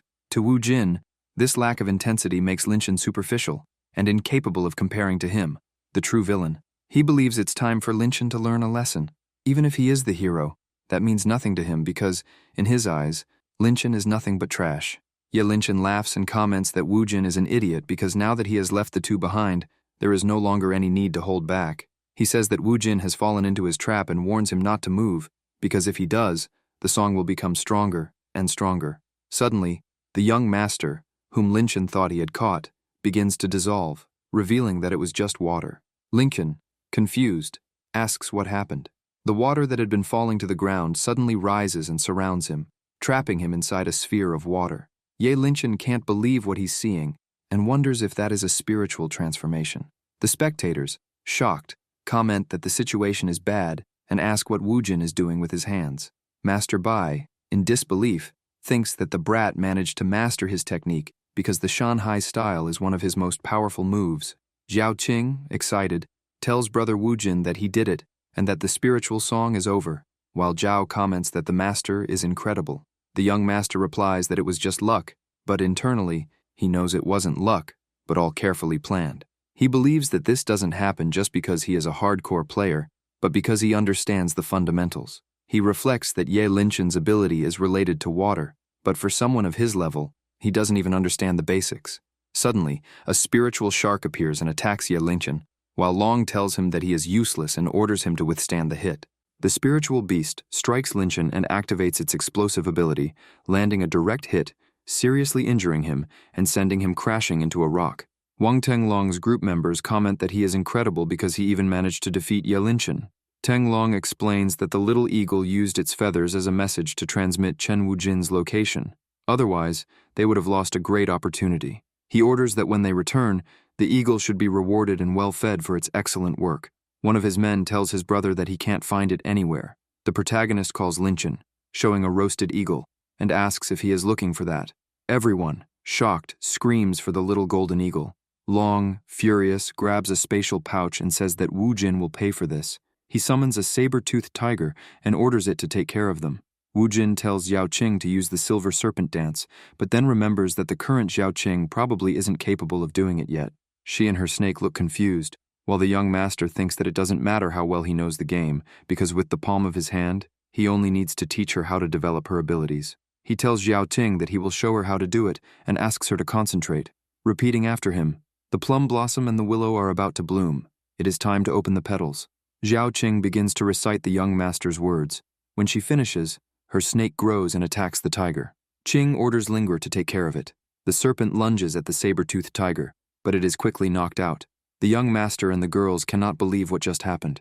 While the tiger lowers its guard and advances toward them, the snake suddenly uses its technique and traps the tiger. Long is incredulous, while Wu Jin and the girls sigh in relief, saying that it worked in the end. Xiao Qing's snake takes on a humanoid form, transforming into a serpent woman. When Lingguor attacks the saber-toothed tiger, she realizes she has reached her limit and begins returning to her original form. Xiao Qing thanks Lingguor and says that she did a good job. The protagonist comments that her first transformation lasted very little because it was her first attempt, but he is sure that next time, she will be able to maintain the form for longer. Long, irritated, says that Chen Wujin will pay for this. He takes out a spatial pouch and comments that the saber-toothed tiger was just a warm-up. He then declares that he will not allow anyone to underestimate the Beast King sect and releases several spiritual beasts. Wang Teng Long starts laughing and comments that this is the end for Chen Wujin. The spectators say that the Beast Clan has released all their beasts just to finish him off. One of them comments that Wu Jin has already faced the beasts before and that they are very dangerous, claiming that he is in trouble. Qing calls out to brother Wu Jin and asks what they will do, as there are at least a dozen beasts surrounding them, each with a piece of jade attached to their collars. Long comments that it cost him a lot to acquire all those beasts and that he had to promise the elder that they would win, so he cannot fail. But in the end, he says it was worth it because he will finally get rid of that trash. Xiao Qing, surprised, says that there are so many beasts, and it's terrifying, but she also comments that they won't have to struggle to collect the rest of the jade pieces.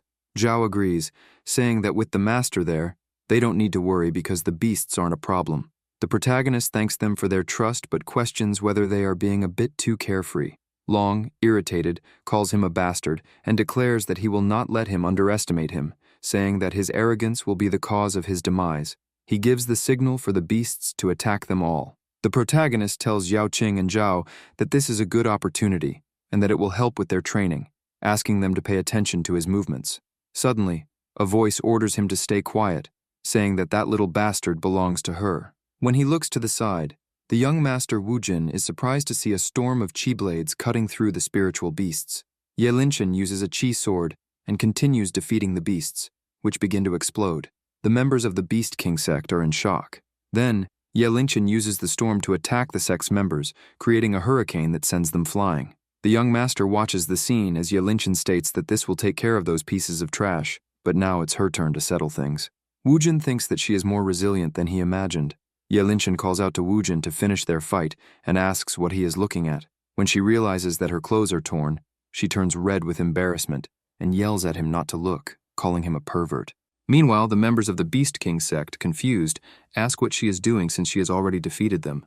Ye Linchen, embarrassed, orders everyone to leave and throws them away. Long and his men shout that they shouldn't think they've won so easily and promise that they will return. Suddenly, the jade plates begin falling from the sky. The young master comments that that was easier than he expected.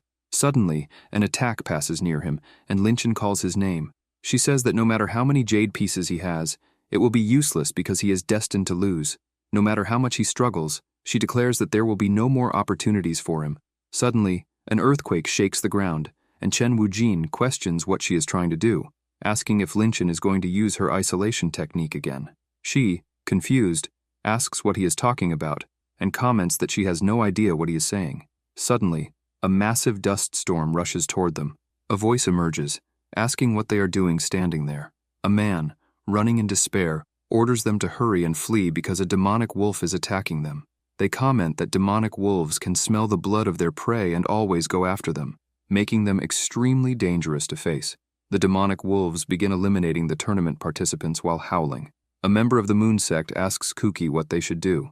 He responds that no matter how powerful it is just a beast, a mere demonic wolf, and that it is no match for them. He then begins using spiritual writing, creating a mass of plants and trying to immobilize the wolves, but the demonic wolf easily dodges the attack. Kuki, surprised, asks how this is possible. Suddenly, the wolf lunges at him in the middle of the forest. The spectators continue watching through the mirror while Master Bai asks if they shouldn't do something since that beast is eliminating the tournament participants.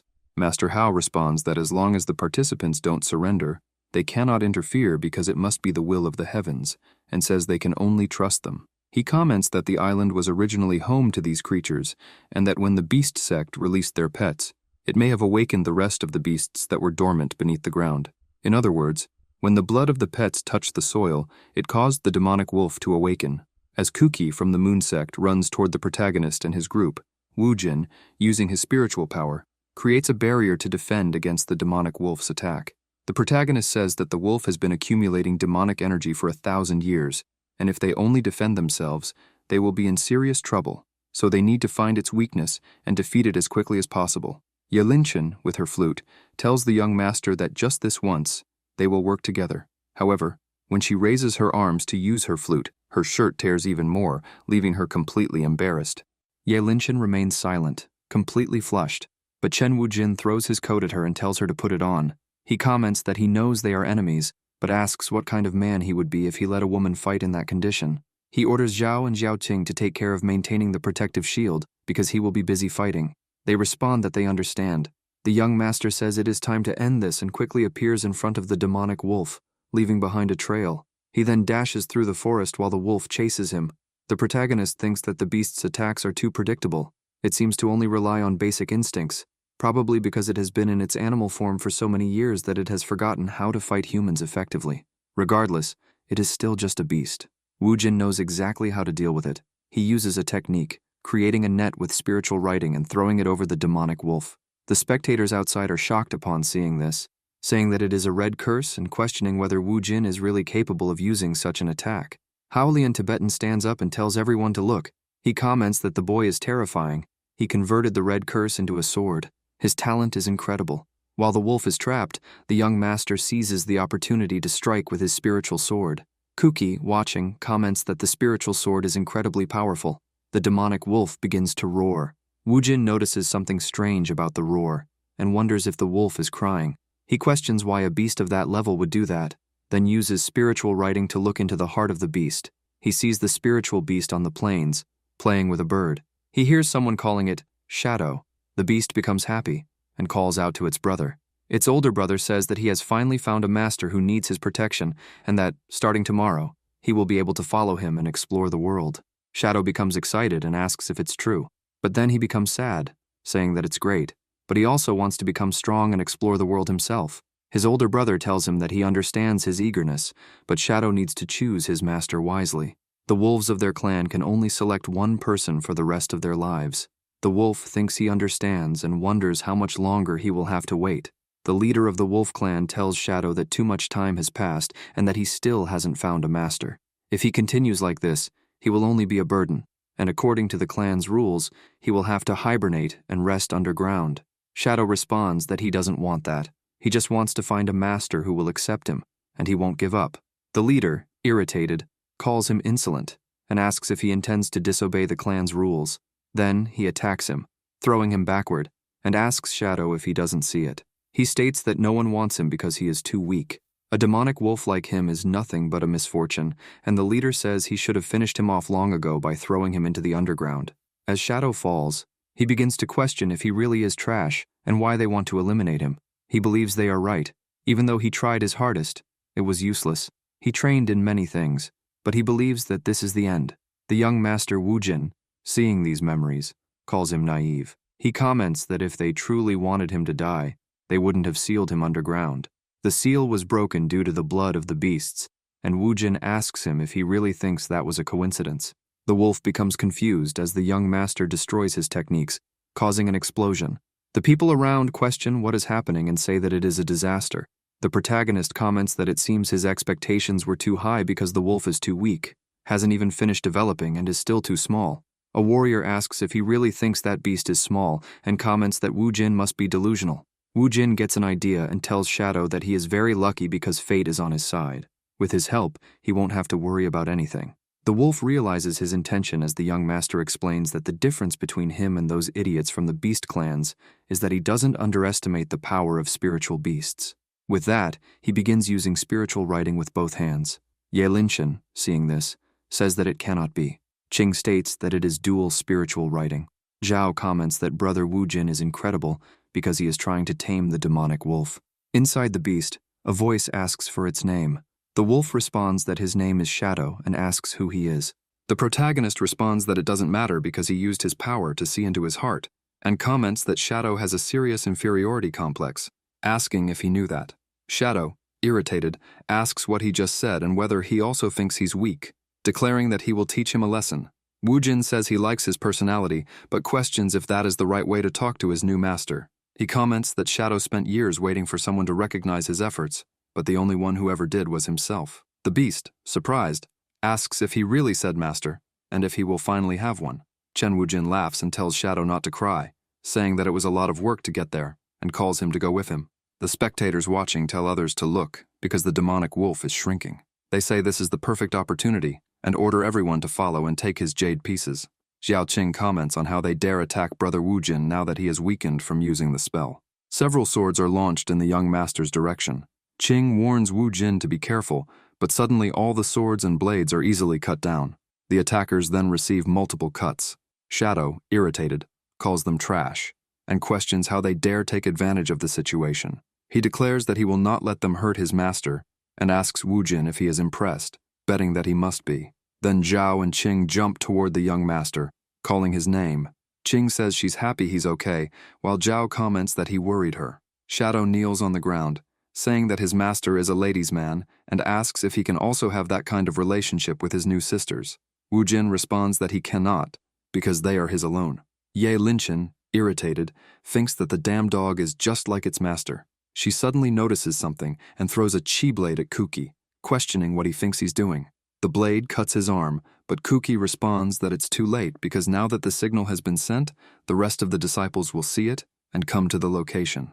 No matter how strong they are, with nearly 10,000 disciples present, they will have no chance. He comments that Chen Wu Jin is just a filthy rat and asks if he really thinks he can win the grand tournament. He also declares that they have taken the lives of many of their brothers and that now they will collect that debt, even if it costs them their own lives. The young master questions Kuki, asking if he is telling the truth and whether there are really 10,000 disciples there, wondering if he's lying. Wu Jin then gives a malicious grin and says, "Excellent." He comments that this is the perfect opportunity because he can finally use his little treasures. Zhao and Qing ask if he is really going to use that, but young Wu Jin tells them to calm down, saying that it's not what they think. Using his power, he orders everyone to step back and summons the tiger tanks. Some disciples start running while Kuki questions what those things are because he has never seen anything like them.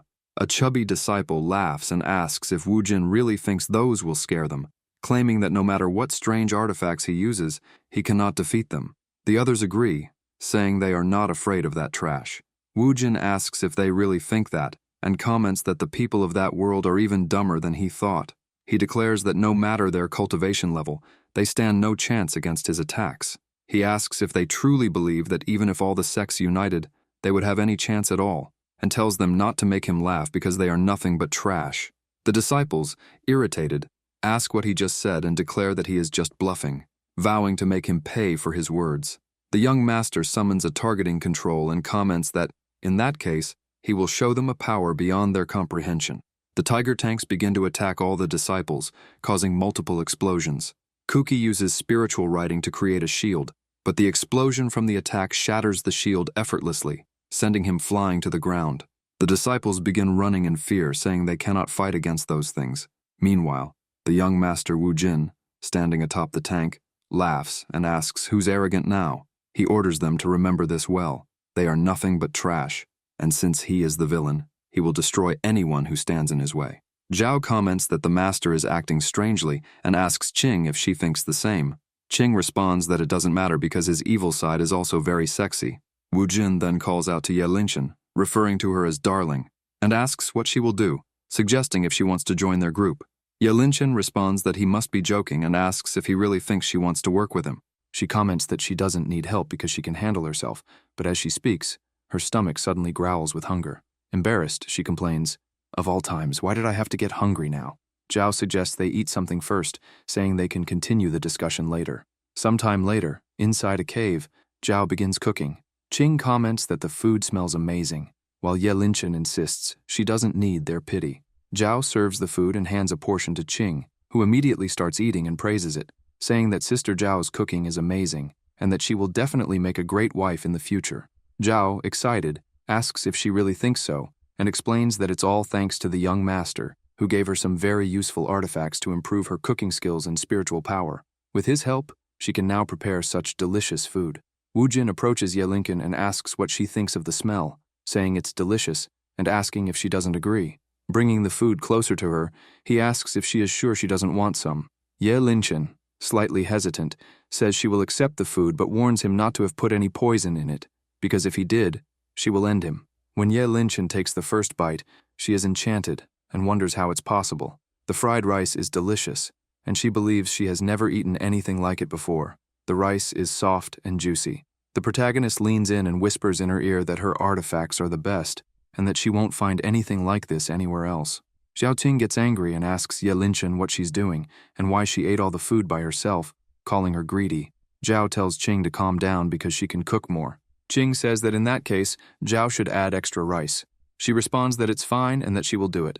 The young master thinks that Chen Wujin is an incredibly lucky bastard because he has an amazing harem. Ye Linchen thinks that Wu Jin is acting very strangely, but at least he hasn't done anything bad, so she will leave him alone for now. Sometime later, the disciples, all unconscious, comment that there were too many of those things, while others complain that their bodies hurt all over. Kuki thinks that Wu Jin can enjoy his temporary victory, but once he gets in contact with his master, it will be easy to eliminate him with his own hands. Zhao Shu Ruo, feeding his birds, tells them to eat up so they can grow strong and healthy. Suddenly, Shu Ruo's medallion begins to glow. Kuki calls him master and reports that they have a problem because the situation is more complicated than they thought. He states that Chen Wujin is far too strong and that his subordinates were powerless against him. Even Wang Tenglong was defeated. Shu Ruo tells Kuki not to worry, saying that from the beginning he never expected anything from them, though he also didn't expect so many casualties. He then says that it's time for his babies to make their debut.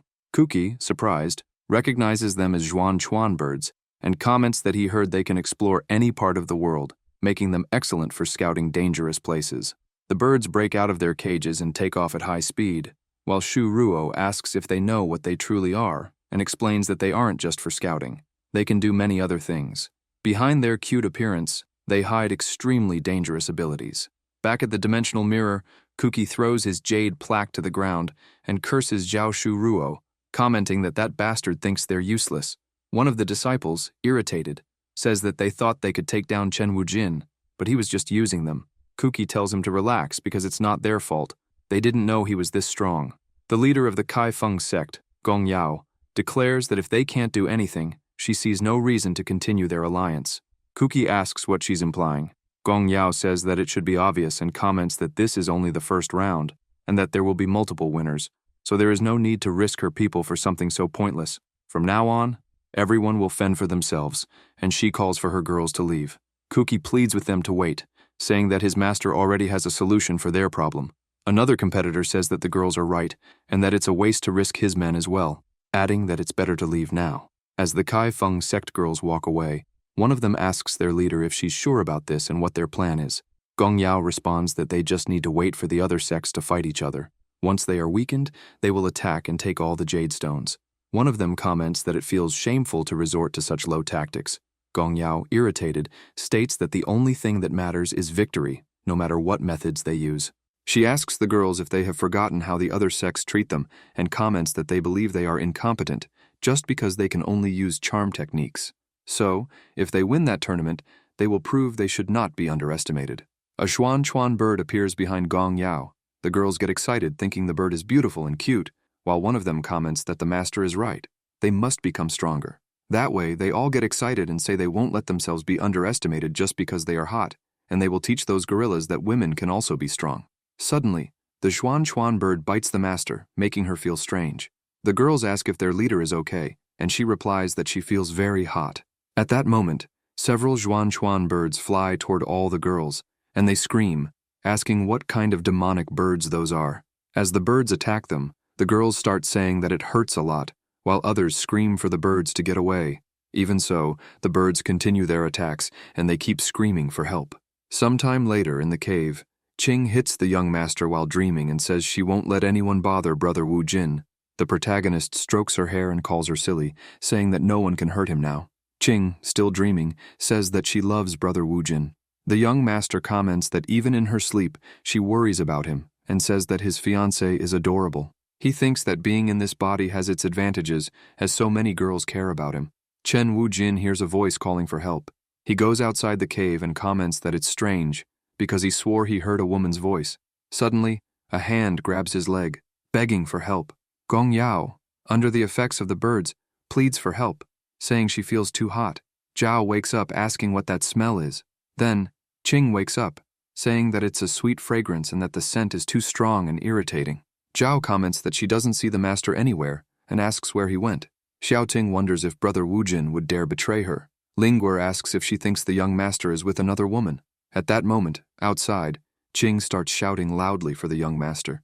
Suddenly, she is shocked to see the protagonist with his hands raised to the sky, begging for help, while the girls from the Kaifeng sect cling to him, asking why their cutie doesn't want to play with them. Wu Jin insists that it's not what it looks like. The leader, Gong Yao, questions Chen Wu Jin and asks what's wrong, wondering if he doesn't find her attractive. She comments that he is the first man who doesn't look like a gorilla and says she won't let him escape. The young master Wu Jin comments that this woman's charm is too strong and wonders why she is crying. He decides to see what's wrong using spiritual writing and discovers that they have been poisoned by the Xuan birds. He believes this explains the strange behavior since anyone bitten by them becomes a puppet. The poison has already spread through all their spiritual veins, and their meridians are too weak. If he uses spiritual writing to free her, her body won't be able to withstand it. He thinks to himself that he hopes Qing and Zhao don't kill him. Wu Jin says he feels sorry and comments that he can't avoid it, as their charm is too powerful. He wonders if he should add them to his harem after all. It's not every day that he gets assaulted by so many beautiful women. Zhao and Qing begin exuding a sinister aura and call him by name. Xiao Qing, furious, says that they are not even married yet, and he already wants to sleep with other women, asking if she has been too kind to him. Zhao comments that the master already has them, so he must not let the charm defeat him. Qing grabs Zhao by the arm, angrily, and says that she will kill those hussies. Then, she throws Zhao, ordering them to stay away from her man. As a result, Zhao crashes into Wu Jin, hitting him hard. Zhao asks the master if he's okay, and Chen Wu Jin apologizes, explaining that this was the only solution he could find. Qing, regretful, apologizes to Brother Wu Jin, while Ye Linchen, frightened, thinks Qing is terrifying when she's jealous. Gong Yao gets up after the impact, furious, and asks what those hussies are doing. Wu Jin thinks to himself that he knew that even though Xiao Ting is a girl, her strength is lower than his. If she is hitting his meridians, she won't suffer serious injuries. Gong Yao, furious, orders that no one get in her way and then uses her strongest charm, stating that there is no man who can resist her power. Qing says her body feels strange, while Ye Linchen comments that she feels very weak. Zhao, worried, asks Miss Xiao and Miss Ye what's happening. Suddenly, the protagonist takes Zhao's hand, leaving her confused, and starts caressing her. Zhao blushes, confused by the master's behavior. Wu Jin thinks that the charm of the Kaifeng sect leader is out of control and believes he won't be able to withstand it for much longer. Cha Hai-in appears, telling him to do something because she is also at her limit and too excited to think of a solution. Chen Wu Jin whispers in Zhao's ear, saying that he needs her help. He remembers that her specialty is poisons and that she is the only doctor in the group, so he explains that it will be a bit painful and apologizes. Zhao responds that if she can help the master, she doesn't mind. So, the protagonist bites Zhao's neck and starts sucking her blood, making her moan.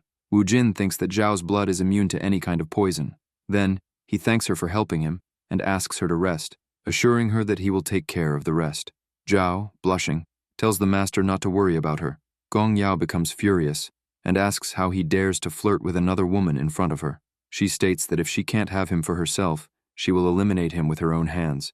She summons several hands of desire against Wu Jin, but he quickly begins using spiritual writing to break the spell. He applies spiritual writing to Gong Yao's forehead, and the leader of the Kai Feng sect starts remembering her past. Gong Yao remembers her mother singing, "The moon shines, the wind is quiet, my little girl, sleep soon." After singing, her mother tells her to sleep dreaming beautiful dreams. Suddenly an old man enters, slamming the door, saying that's enough, that he won't wait any longer, and orders the mother to hand over the little girl. Gong Yao's mother begs Master Yao Yao, saying that she is just a little girl and asks if he can't wait a little longer. The old Yao tells her not to push her luck, and says that if she hadn't disobeyed the master's orders and seen that demon, they wouldn't be in that situation. He comments that she should have become a concubine for her crimes, and tells her not to test his patience. He orders Brother Long and Brother Ayu to take the girl immediately. Gong Yao's mother screams for them not to take her angel, while the girl is ripped from her arms. Gong Yao starts crying as she remembers various things from her past, like when she was beaten by a rich old man who told her that he knew she had been brought there since she was 8 years old. He orders her to stop pretending to be a good girl and to go have fun with them. 3 men advance on her, saying they just want to have some fun. Gong Yao bites her lips in anger, wondering why she has to go through all that, and if her only purpose is to become a toy for those pigs. As she goes mad with those memories, she thinks that if winning so much means having fun, then she will play with them and stop fighting. She pretends to be docile and asks the dear customers if they could be a little gentler with her, promising that she won't grab them and there is no need to be rude. When they let her go, she quickly attacks them, and the 3 start calling for help. In the end, she thinks that the game is over and takes them all down. After eliminating them, she starts laughing, satisfied that she managed to get rid of them. Wu Jin, seeing all this, thinks that due to that situation and the feeling of helplessness, Gong Yao managed to awaken her powers. While she is lost in the past, she attacks Wu Jin, saying she will finish him off, but the protagonist stops the attack and starts singing her mother's song. "The moon shines, the wind is quiet. My little girl, sleep soon. Sleep dreaming beautiful dreams." Gong Yao starts crying, calling for her mother. The young master embraces her and continues saying, "Rocking the cradle gently, mommy's little girl, close your eyes." Gong Yao calms down and becomes more at peace. The young master orders Zhao to hurry, and Zhao responds that she understood. She uses the healing technique, Butterflies of Life. Then the young master activates spiritual writing and combines his techniques with Zhao's, extracting the poison from Gong Yao and the other bewitched girls. Zhao comments that she absorbed all the poison into her system and will now get rid of it using the disperse technique. Feeling very tired, Zhao is caught by Wu Jin, who asks if she is okay. She tells him not to worry and explains that it's just the poison from the Xuan birds, which is very powerful, so it will take a little time to dissipate completely. Qing sighs, commenting that her legs are still weak, while Ye Linchen says that she finally feels normal. Xiaoqing, irritated, says that it's all that Hussey's fault and questions why she is still there, telling her to leave at once. Gong Yao asks her to wait because she just wants to talk. Qing, furious, says that she won't let her get close to Brother Wu Jin. The protagonist asks her to calm down, explaining that everyone is cured. Gong Yao says she just wanted to thank him for saving her, even when he could have attacked them but held back. Moreover, he helped the rest of the girls. She says she knows they are enemies, but would like him to accept them as allies, and comments that the Kai Feng sect will withdraw from the tournament, hoping he will take this action as a demonstration of loyalty. The girls call for their master, but Gong Yao states that she has already made her decision and will not go back on it, as this is the least she can do. Young Master Wu Jin, holding a dress while a portal is open, comments that it looks good but is childish and continues searching for more options, saying he cannot find any useful clothing for the situation. Gong Yao, confused, asks what the hell he is doing. Suddenly, Shadow shows a bikini, asking the master what he thinks. Wu Jin says it is perfect, and that Shadow did well. Qing snatches the outfit from them and declares that, of course, she will not allow this to happen, saying that the only one who can wear that for Brother Wu Jin is her. Zhao jokingly comments that Miss Qing should not be offended, but thinks the others suit that outfit well. Gong Yao, still not understanding, asks what they are doing. Chen Wu Jin responds that it is very simple and says he will give her a chance, proposing that she join them and guaranteeing that they will secure a spot in the top 3. The leader of the Kai Feng sect asks why he is helping her. The young master replies that it is because he wants to. If he had to give a reason, it would be because he likes her. He explains that she is a courageous woman, as instead of dying or becoming a mistress, she took advantage of her own pride and managed to overcome her problems. He also comments that he would rather help a beautiful girl than a bunch of losers. Gong Yao, embarrassed, asks if he really thinks she is beautiful. He smiles and says yes. She states that if he agrees, they will be respectful and obedient, as well as grateful for his trust. Quickly, Wu Jin calls the other girls to come closer and choose an outfit, saying it will be a surprise and that they do not need to be so respectful. At the end of the day, Qing says that the sunset on the island is very beautiful. Zhao agrees and comments that, thank God this is the last day of the tournament. The protagonist asks Xiao Qing if she agrees with his idea of helping the Kaifeng sect. She tells him not to worry, and says to Brother Wu Jin that she knows this is part of his plan, and that he is not a pervert. Wu Jin responds that he is happy she understands, and quickly turns his face away, while Gong Yao, dressed in a maid cafe uniform, comments that this is a bit different from the usual dress and hopes he likes it. Chen Wu Jin ends up with a nosebleed and faints. Qing, irritated, comments that she will not tolerate that tramp who excites him, while Zhao calls him a pig. One of the Kaifeng sect girls calls the master and steps out from behind a rock wearing a bikini, showing the master that these outfits are a little better than the previous ones. Wu Jin, excited, thinks that he finally succeeded. He completed his dream and made all the girls fulfill his fantasies by wearing the clothes of his favorite characters. Thus, he embraces them. Qing, annoyed, says this is a curse, and declares that she will not lose but must maintain her composure. Zhao sighs and asks her not to be upset because they need to stay calm. The protagonist shouts from the top of the mountain that his wish has finally come true. Suddenly, a lightning attack explodes next to him, scaring him. Young Master Wu Jin, irritated, questions if that is a star platinum. A spellbound, supermuscular man calls out Chen Wu Jin's name. The young master asks what he wants and whether he really thinks he can defeat him, saying he is nothing more than a piece of trash. The leader of the muscle-bound men orders Chen Wu Jin not to underestimate the Kaiman sect, as it is the strongest sect when it comes to pure brute strength, so he will not be able to defeat them easily. He declares that he will show the true power of muscles. Gong Yao tells Wu Jin to look into his eyes and explains that they have also been poisoned, asking for permission to use her charm to control them, as this is her chance to redeem herself. Wu Jin tells her not to be foolish and says it took him a long time to rescue her. When she used that power, it was a nightmare, and he does not want to see her go through that again, as he does not like seeing beautiful girls like her cry. He uses his power to summon the tanks again, saying he will finish off those crybabies and that by defeating them, they will return to normal. Thus, several tank shots begin hitting them.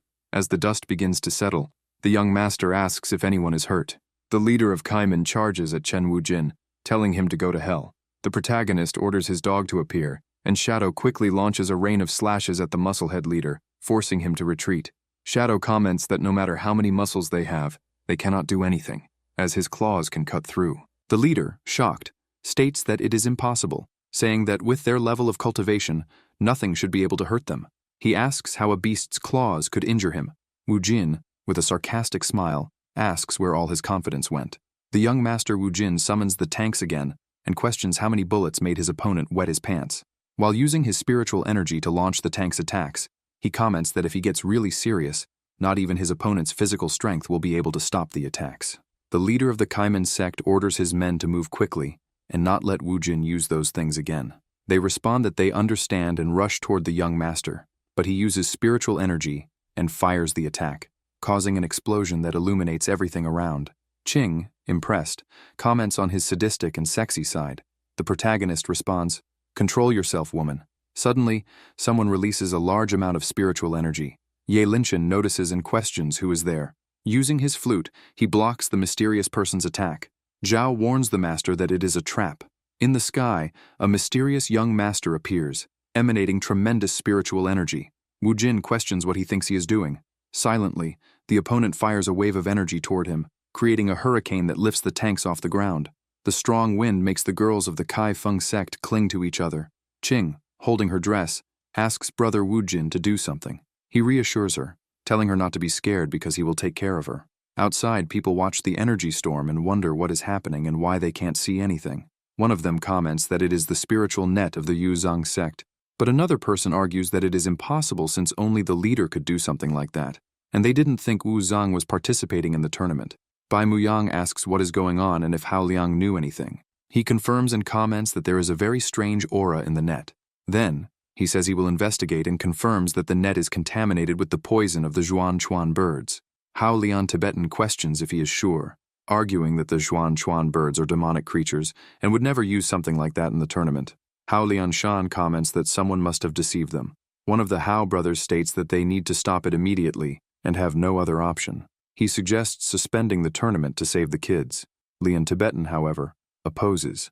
The little one questions if his older brother has gone crazy. He responds that today is the last day of the tournament, and if they stop now, all their effort will be wasted. Then, he proposes that once they determine the winners, they punish the people responsible for it. Bai Muyang retorts, saying that he has lost his mind because the net is contaminated with the poison of the Xuan Chuan birds, which is too much for the children to handle. Suddenly, someone orders everyone to look. Wu Zhang, surprised, asks what the hell is happening and sees several lights heading toward his net. Various red blades begin cutting through it like needles, causing a spiritual collapse and destroying his technique. Qing states that Brother Wu Jin managed to destroy the spiritual net. The protagonist responds that he would take care of it because it is nothing more than a child's game. Immediately after, the tanks begin attacking, generating an explosion and launching Wu Zhang far away. Lying on the ground and severely injured, Wu Zhang laments, saying that his spiritual net was perfect and wonders how it was destroyed. The young master Wu Jin responds that he was being too ambitious because the power difference between them is immense. He advises, next time, it's better to look for prey at your level. Ye Lingchen thinks that Chen Wu Jin is incredible for converting his spiritual energy into small needles and piercing the opponent's spiritual net. The Xuan Chuan bird was flying nearby, but Wu Jin captures it, saying that even though it is a monster, he cannot deny that its appearance is very beautiful. Quickly, he uses his spiritual writing, stating that it is time to find out who is behind all this chaos. The technique transforms into threads that move toward a tree, capturing a man. After restraining the target, the technique brings him to Chen Wu Jin. When he arrives, the young master comments that he is the culprit and says that the birds have the same essence as that man. Qing comments with disgust, while Zhao questions why he recognizes the scent of a man. Ye Lingchen adds that she didn't know he had that kind of fetish and tells him to stay away, calling him a weirdo. Wu Jin explains to the girls that it was just a metaphor and that what he meant was that those creatures have Yuan energy impregnated in their bodies. Then he grabs the man by the neck and lifts him, saying that in the past, he was responsible for manipulating and controlling everything from the shadows, but in the end, he is nothing more than a coward. Wu Jin hopes that next time, he will have the courage to face him directly. Hao Lianshan appears, calling Wu Jin and saying that they will take care of the rest, so he does not need to worry. The protagonist comments that Master Hao has arrived. The other two brothers of the little one look at each other, and using their technique, announce that the first round of the grand tournament has ended. They ask all participants to leave the location and go to the arena to see the results. Lian Shan tells Wu Jin that he should prepare for the second round, and that he himself will handle that matter, ensuring that Wu Jin can leave everything in his hands. The young master agrees and throws the captured man to the ground. With the end of the first round, the dimensional mirror begins to crack and shatter. Several portals appear, and the people watching the tournament comment that the participants are returning. The survivors begin to make their way back to the arena. Lian Tibetan announces that all participants must show their jade plaques, and the 10 who collected the most will advance to the second round. The participants who failed to collect jade plaques hear the announcement and begin to leave, while the spectators comment that everyone leaving has been disqualified and that there are almost no sects left, which they consider outrageous. Gong Yao looks at Chen Wu Jin as he signals for her to go. The official responsible for counting the participants' jade plaques announces the turn of the Kai Feng sect. The sect leader displays several jade plaques, and the official surprised comments that she will certainly make it into the top 10. When it is Ye Linchen's turn, she shows numerous plaques, leaving everyone shocked and commenting that, as expected of her, the quantity is impressive. Lian Tibetan informs Wu Jin that they have already counted the jade plaques of all the sects, with only him left. Suddenly, someone calls him ancestor. A young man steps out of a portal and claims that his count has not yet been registered. Spectators wonder where that boy came from. While a woman questions if anyone knows him, one of the spectators responds that they don't, but notices that his clothes are from the Bitao sect. Lian Tibetan asks if he belongs to the Bitao sect, and the boy confirms, explaining that he joined the sect 2 days ago, and in fact, did not expect to participate in the grand tournament. Lian Tibetan agrees but questions how he doesn't know him despite wearing the sect's clothes. The young man apologizes and explains that he forgot to mention that he was recommended by a man from the Huo Yun sect. Lian Tibetan says that, in that case, the young man can show his jade plaques. The boy responds that's fine and wonders if that is Chen Wu Jin. Then, he displays an enormous number of jade plaques, stating that he thinks he surpassed Ye Linchen and asking what they think. Spectators comment that the boy must be strong but wonder why they don't know him, given the impressive number of plaques. Lian Shan tells Wu Jin that only he is left and asks if he thinks he can win. The mysterious boy laughs and asks if he really won the first round. Chen Wujin replies that he wouldn't be so sure and orders Shadow to appear. Shadow grabs a dimensional pouch and starts pouring out jade plaques on the ground non-stop. Spectators, seeing the absurd quantity, comment that it is ridiculous and that, although they knew Wujin was strong, that number of plaques is unimaginable. Leon Tibetan announces that the winner of the first round is Chen Wujin and states that as a prize, he can choose 2 sects to be his companions. The protagonist then takes the hands of 2 girls, raises the hands of Ye Linchen and Gong Yao, and declares that he chooses those 2 suites, affirming that having beautiful girls on his team is the best. Ye Linchen, embarrassed, questions what that idiot is doing. Suddenly, a voice manifests, saying that Wu Jin is making a mistake. The boy from the Bitao sect, who came in second place, asks why they are not on the same team, since that would increase their chances of victory, and questions if Chen Wujin does not agree. The young master responds that he absolutely does not. The boy, confused, asks why, and Wujin, without hesitation, replies that it's because he is not a beautiful girl. The comment leaves the boy and the leaders of the Bitao sect incredulous. Ye Linchen and Xiao Ting grab Wujin and cover his mouth. Xiao Qing asks him to control himself and says he is embarrassing them, while Linchen declares that they are already leaving. Leon Tibetan and the young man from the Bitao sect remain silent, unable to believe what they just heard. The other participants start leaving, with some saying that Wu Jin must be high. Tibetan laughs and comments that he sees the young man as very strong, but it's strange that he doesn't have a name in the cultivation world with such abilities. The boy tells him not to exaggerate and claims it was just luck. Tibetan remarks that his traits remind him of an old friend of his sect, a formidable man who no one could defeat, but unfortunately, he left the sect and disappeared. Later, Bai Muyang, speaking with Tibetan and Shan, says that the most important thing now is dealing with those who tried to sabotage the tournament. Elsewhere, Kuki is kneeling on the ground, pleading with the masters to let him go. Master Bai questions who is behind this. Kuki, with a trembling voice, claims he doesn't know. Master Hao tells him to stop playing dumb and asks if the blind one is behind it, yes or no.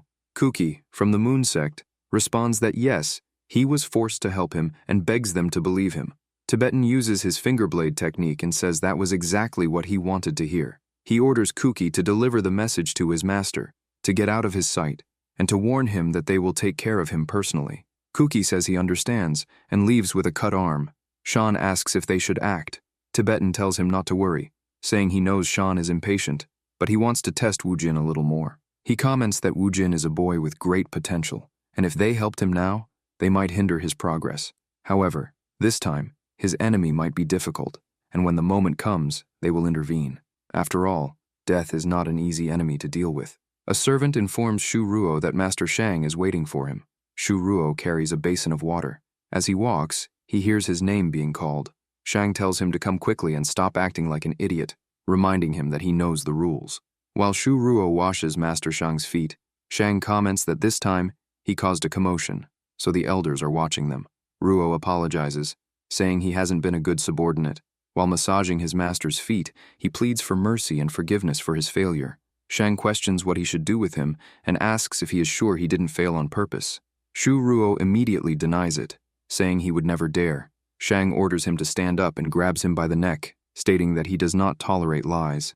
He comments that he knows Ruo is very intelligent and a great strategist, but feels that he is not putting in his full effort. Shu Ruo begs for his life and admits he didn't expect the enemy to be so strong. He swears he won't fail again, and insists that he has always been loyal. Shang releases him and says that he notices Ruo is still good with words and, indeed, has been very useful, proving to be a valuable subordinate.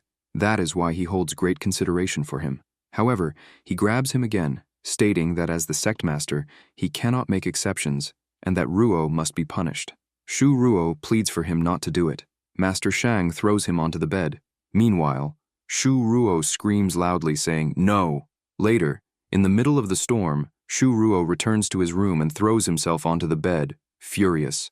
Covered in bruises, he curses Shang, saying that not only did the master toy with him, but now, because of him, his eyes are in this condition.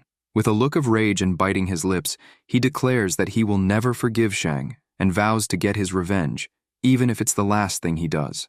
Meanwhile, in another place, the young master, taking a bath, sneezes and wonders if he caught a cold, saying he shouldn't feel cold since he was sure he had adjusted the water temperature correctly. Suddenly, a voice comments that someone must be thinking about him. Cha Hai-in appears behind Wu Jin in the bath, questioning if perhaps someone cast a curse, considering how many enemies he has. The young master asks what the hell she is doing there and why she came out. Cha Hai-in asks if he hasn't realized it yet, reminding him that she said she would follow him everywhere, revealing that she has been inside his body the whole time. She thinks that, despite being a great player, he is still a virgin, so it's fun to tease him, since it's impossible for him to resist her charms. Che Woo-jin pulls her closer, and she, flustered, asks what he is doing. The protagonist questions whether she thinks she can provoke him, and comments that he already told her before that she is very beautiful. He advises her not to play with him, or she won't be able to control herself. Cha Hai-in calls him boring, and comments that he shouldn't react that way. Woo-jin asks what she expected, saying he is not a virgin otaku like she assumed, and that she could wear fewer clothes more often. Ching, standing at the door, asks if brother Woo-jin is taking a bath and says she has a surprise for him. She opens the door and asks if he is free, but then looks surprised and asks what the hell he is doing with that piranha. Cha Hai-in and Chen Woo-jin remain silent, while the young master, unresponsive, asks her to wait, saying he can explain and that it's not what she thinks. Xiao Qing starts crying. The protagonist steps out of the bath and insists again that it's not what she thinks. Qing, irritated, tells him not to lie and bets that he likes the size, pointing at Cha Hai-in's breasts. He looks confused while Qing comments that, in that case, she has no choice, and says she won't let anyone stand in front of her. She adds that since he likes them so much, he can take a look at hers. Wu Jin asks Qing to wait, explaining that he was just teasing Cha Hai-in and that she doesn't need to go that far. Nonetheless, Xiao Qing removes all of her bathing clothes, revealing herself to him. The young master lets out a scream while she asks if he is satisfied. Wu Jin, serious, replies that there's nothing there and calls it a flat plane. Xiao Qing gets angry and throws a slipper at Wu Jin's face. The next day, Lian Tibetan announces the start of the second round of the tournament and explains that the rules are simple. Different teams will face each other in combat, and the ones with the most victories will advance to the next round. Ye Linchen uses the spiritual melody Sen Hai, and Gong Yao uses the purple electric shot, quickly defeating two opponents. A man calls them by the names Qing Long and He Dao, and vows to avenge them. Chen Wu Jin, exuding an aura behind him, asks if that's true, and in that case, says they should start now because he is ready. The man quickly raises his hand in surrender. Wu Jin tells him to at least have some courage. Gong Yao, emanating electrical power, comments that it's incredible. Chen Wu Jin says it seems the lessons were a success, and that she already knows the basics, and will soon be able to master everything completely. In Chen Wu Jin's reserve team, Qing, irritated, says, "Damn breasts," and comments that she doesn't understand what he sees in her, believing she is much better. Zhao agrees, and says she can do much more than Cha Hai-in. Chu Qingxi tells her to stop complaining and obey brother Wu Jin, saying that if they're going to be jealous of someone, it should be her, since Wu Jin entrusted her with the most important mission. Qing wonders if he still hasn't told the truth to that idiot and thinks she is just a burden, while Zhao believes the master isn't that insensitive, at least she feels useful. Suddenly, the mysterious young man from the Bitao sect appears, saying he didn't expect her to get a personal trainer. Gong Yao tells him that if he came to provoke her, he should leave because she doesn't have time to listen to his nonsense. The young man replies that, of course, he didn't, and says he is there to wish them luck, revealing that he is the next opponent. Chen Wujin says that's excellent because he is eager to see how strong he is. The young man says he is misunderstanding and states that his opponent is actually his little friend. He adds that it's a pity because he really wanted to fight him.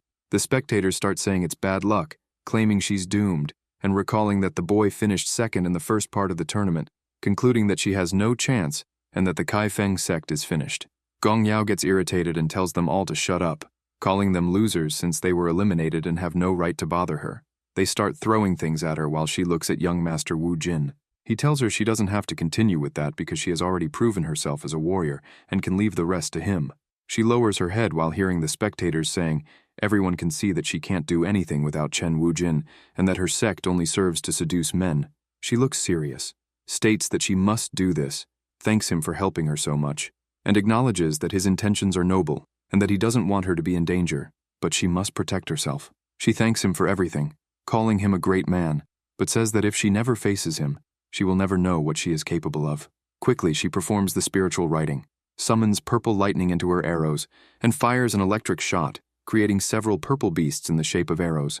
The spectators, surprised, comment that they are dragons, that she managed to master spiritual transformation, and admit they didn't know the Kai Feng sect had someone so strong, highlighting that her spiritual power is overwhelming.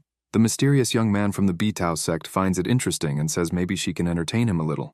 When the attack is about to hit him, Zekken jumps over the dragons and says that, for someone with a much lower cultivation base than his, the attack is not bad at all. He then delivers a knee strike to the last of the dragons. Ye Linchen thinks it's impossible and wonders how he blocked such a powerful spiritual attack so easily. Gong Yao says she is not done yet and launches 2 more attacks towards Zekken, causing an explosion on the ground and raising a cloud of dust. The leader of the Kai Feng sect wonders if she succeeded. Zekken says that no matter how many tricks she uses, all her attacks are useless, and no matter how hard she tries, she is no match for him. He promises to honor her efforts with his next attack, tells her to prepare, and holding her arrows, says he is coming. While controlling the arrows, he warns that if she doesn't want to be seriously injured, she should leave the arena immediately. Gong Yao thinks she needs to dodge, but as she moves, she realizes the arrows are following her. Quickly, young Wujin interferes in the fight, protecting her from the arrows. Zekken remains silent. Gong Yao gets angry and questions what he thinks he is doing, saying she still has many techniques and can defeat him. Wujin says that's enough, tells her to stop acting like an idiot, explains that he respects her will and desire to fight, but if that attack had hit her, her meridians would have been destroyed. He asks if she wants to become crippled just to prove to some idiots what she is capable of. Suddenly, someone calls her Yao Yao. Qing tells her to stop being so stubborn and listen to Brother Wujin, asking if she still doesn't understand, and pointing out how worried he was about her, yet still let her fight. She lowers her head and thinks that Qing is right. She was so obsessed with proving that her sect is not weak that she got carried away. Xiao Ting smiles and comments that she has already shown she is very strong, telling her to stop this and emphasizing that she is much more capable than those idiots who only know how to brag. The spectators say that is disrespectful. Gong Yao calls her name, while Zhao affirms that she is right. Yao Yao is very strong. Chu Tingxi comments that even if she has the power of 1,000 demons and only her master can defeat her, she also recognizes her strength. Qing tells her to listen and not let the insults of those useless chauvinists make her feel weak, affirming that she is very strong. Wujin smiles and asks where that speech came from. Qing asks if her words made him fall in love with her. Xiao Qing comments that lately many girls are interested in him, but she can't blame them since he is irresistible, and says that if he is going to have a harem, she will be the best. Cha Hai-in starts emerging from within him, telling her to stop talking nonsense because she is the best, and won't let Qing take him. Wujin slaps his hand to push Cha Hai-in back, looking scared. Meanwhile, Qing wonders what that was. He replies that it must have been the wind and tells her not to worry because his heart belongs to her. Suddenly, someone calls Chen Wujin. Ye Linchen, irritated, orders him not to dare interfere in her fights, stating that she will win that tournament alone and does not need his help. Lian Tibetan announces that was the last battle of the second round of the grand tournament and that the 3 finalists have been determined. Zekken laughs while thanking everyone for their support. Tibetan says they will now begin the final round and wishes them good luck. Wujin says that Sister Ye was incredible. Master Hao grabs a chest with his spiritual energy and takes out a spiritual scroll. As he opens the scroll, it begins to glow around the arena, and everyone is surprised, asking what is happening. Master Hao explains that it is an image of the demon goddess and reveals that the map was a gift from the ancient gods of this world, kept secret for a long time. The reason for this is that the ancient demon goddess Feng Ling entered that place out of curiosity and has been unable to leave ever since. Their mission is simple. They must find her, and the first to succeed will be the winner. Ye Linchen states that this is madness because the demon goddess's cultivation is immense, with over 1,000 years of cultivation, and asks how they could be of any help if even she couldn't escape. Zekken agrees, saying that Sister Ye is right, and questions what will happen if they also get lost. Master Hao starts laughing and explains that, in reality, it is very easy to find the exit, but it is a bit slower. As they can see in the image, the place does not seem dangerous, but there are traps, and the area is full of mountains, so they need to be careful, or they will fall into the abyss of destruction, where the body will be separated from the spirit, leaving nothing but ashes. The spectators comment that this seems terrifying and risky. Qing asks Brother Wujin not to go because it is too dangerous, and she doesn't want to lose him again. Ye Linchen provokes him, saying that if he is going to chicken out, he should do it quickly and let her win for both of them. As the 3 enter the scroll, Wu Jin thinks that Lin is a very brave woman, and that it is great to have her by his side. Lian Tibetan tells them to wait, and comments that he forgot to mention something very important, saying they cannot take their weapons, as the slightest disturbance will cause the scroll to collapse. In this challenge, they will not be able to use them, leaving the three confused. Master Hao orders them to store their weapons in the spiritual pouch and explains that once they return, they will be able to retrieve them at the end of the tournament. They begin placing their weapons inside the pouch, while Zekken comments that he doesn't use weapons. Wu Jin tells Shadow to get inside immediately, but he gets annoyed and responds that he is not a weapon. Master Hao opens the portal and asks if they are ready, telling them to wait a second, and explains that these are refined Horcruxes specially designed for them based on their abilities. Ye Linchen picks up the sword and says it is very comfortable, while Zekken states that he likes cats and comments that they are adorable. Chen Wujin ends up with the collar and wonders how the hell he is supposed to use that. Suddenly, the collar fastens around Wu Jin's neck, leaving him startled, but he thinks of something and believes that this kind of fetish is quite extreme. However, if he can still have fun with the demon goddess, then it's fine. Thus, Master Hao declares the beginning of the third round of the grand tournament. Meanwhile, young Master Wu Jin thinks that as soon as he enters the painting, he will carefully study that weapon. While lost in his thoughts, several flower petals begin to appear around him. When he realizes that the scenery has changed, he asks if he has already entered the realm. As he starts walking, he feels something under his foot and trips, falling face first to the ground. He then notices that the collar transforms and creates an outfit of its own. Annoyed, he asks what the hell that is and curses the elder. Quickly, he begins performing spiritual writing to destroy half of the outfit, but it regenerates on its own. In disbelief, he says that normal attacks don't work and concludes that he can't remove that damn thing. Wondering what Master Hao was thinking, Wu Jin senses something coming his way and quickly dodges an attack, wondering if those are flower petals. Even dodging, he notices that his face ends up with a small cut and questions how it is possible for them to be so sharp. Then, another attack comes toward him. He defends himself but realizes that the outfit restricts his movements. The attack, which looks like a pink cloud, hits his face again. The young master, irritated, tells the little pink cloud that if it thinks it can escape just because it is small, it is mistaken, and declares that he will teach it a lesson. He then bites the small cloud, which transforms into a small spirit. The protagonist wonders how the hell he ended up in such a ridiculous situation and ends up letting go of the spirit. But soon after, it gets angry and summons several other spirits. Seeing this, Chen Wujin comments that the thing has a bad temper. They start attacking him, while Wu Jin asks if they are using their hair to attack him, and comments that it might be made of steel since it is as hard as it. Annoyed, he says that's enough, stating that the creature has exhausted his patience, but warns it not to think that he will let it go just because it is pretty. However, he believes he cannot hurt it because it is too adorable, and thinks that when it comes to beautiful women, he can't fight properly since he is very bad at dealing with them. He wonders how Ye Lingchen is doing, and thinks that if she were there, she would handle it easily. Elsewhere in the realm, Ye Linchen is fighting a giant green monster. After defeating it, she takes a deep breath and says she needs to find Chen Wujin, wondering where the hell he is. Suddenly, in the swamp where she stands, the water starts moving and bubbling.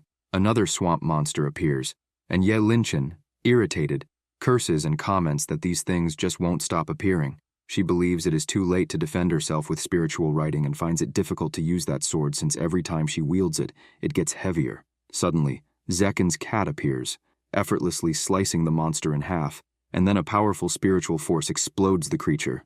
Zekken comments that it is shameful for the sword sage, Ye Linchen, to have to be saved by someone, saying that Wu Jin and he are beyond her level. She tells him to shut up and explains that the sword is too heavy, so it's not her fault if the elder gave them defective weapons. She asks why his cat seems normal. Zekken replies that he has no idea and comments that they have yet to find Wu Jin, so it's too soon to draw conclusions, and maybe her weapon is just strange. Zekken teases Lingchen, saying that maybe she isn't as strong as she thinks. Annoyed, she thinks that guy is really getting on her nerves. Suddenly, he becomes incredulous upon seeing Wu Jin passing by them, being carried by the spirits. Lincoln asks what happened and if he saw anything. He replies that a naked man just passed by them. Ye Linchen tells him to stop talking nonsense, stating that there can't be any naked men around there. When she focuses to see better, she realizes that it's Chen Wujin all tangled up. Angry, she calls him a damn pervert, while Zekken, in disbelief, comments that he didn't know Wu Jin had those kinds of tastes. Zekken starts chasing after him, while Ye Linchen grabs her sword and runs after him too, calling him a pervert and ordering him to come back. Wu Jin manages to remove the strands from his face and asks if Ye Linchen isn't going to help him, saying that Xiao He ran faster than her. Linchen responds that it's not her fault and that the sword is too heavy, so he should at least thank her for being worried about him. Zekken asks if Xiao He is him, but Linchen explains that Xiao He is a feline spirit. Furious, Ye Linchen says he has a lot to explain. She begins using spiritual writing and launches a technique that traps the spirits, telling Wu Jin to hold on a little longer because she will free him immediately. When she uses spiritual writing again, Chen Wu Jin calls her name. She asks what happened, and he asks her to be careful. Ye Linchen blushes, saying that this isn't the time to worry about her, calling him an idiot and reminding him that he is the one in trouble. The protagonist explains that he wasn't referring to that and asks her not to hurt those little beauties because they are too adorable, and he doesn't want to see them harmed. Lincoln and the spirits look confused. Suddenly, she stops running and starts laughing, saying, "So that's it." Then, exuding a sinister aura, she comments that she had been worrying about him like an idiot, but tells him not to worry, as she will take very good care of those little beauties. Chen Wujin says Ye Lincoln did it, and the spirits finally untie him. Then, Ye Lincoln delivers a sword strike infused with wind, transforming the spiritual attack into an Oni shape. When it hits, the strike sends Wujin flying. As he falls toward a tree, a woman is leaning against it. Linchen warns the protagonist to be careful and look behind him, while Zekken, watching the scene, comments that the woman is huge. Chen Wujin, confused, asks what they are talking about, but in doing so, he crashes into the woman. Dazed from the impact, he comments that the sensation is very soft and that his neck is killing him. A voice says that this is shameful, leaving Wujin puzzled. The giant woman comments that her breasts are weaker than that little one and says she thought they were firmer. Ye Linchen asks what the hell is going on, tells the woman to watch her mouth, and calls her a pervert. Wujin thinks that she is enormous. The giant asks if she was called a perverted woman, and comments that it has been a long time since anyone has said that to her. She says that all the creatures in this place revere her as a queen, and, while holding Wujin's collar, remarks that poor creatures don't realize they are inside a painting. She starts examining Chen Wujin and asks if he is her food, saying that it has been a long time since she has seen such delicious meat. Ye Linchen tells Chen Wujin to do something and asks if he is going to let that vulgar woman have her way with him. He asks if she thinks he enjoys this, and comments that the damn collar is suppressing him. He says he thought he would be the one in control and declares that he is not a sadomasochism fanatic, much less wants to play the submissive role. The demon goddess tells him to struggle as much as he wants, but explains that those weapons were deliberately made by old Hao, so he won't be able to do anything. She says he is very skilled, has a beautiful body, and that she will have fun with him before finishing him off. Zekken comments that he wouldn't be so sure and throws his Xiao He. The cat scratches her, making her release Wu Jin. The goddess tells the cat to stay away, but it returns to Zekken, who questions if that is all her weapon can do. The cat, hearing the provocation, shows its claws again and lunges at the demon goddess. Quickly, she hides behind the tree, saying that she hates cats. Ye Linchen tells Zekken to stop playing and asks the cat to do something. He asks if she thinks he is the one in control and explains that the cat acts of its own will. Zekken tells her not to be rude, as it's just a cat.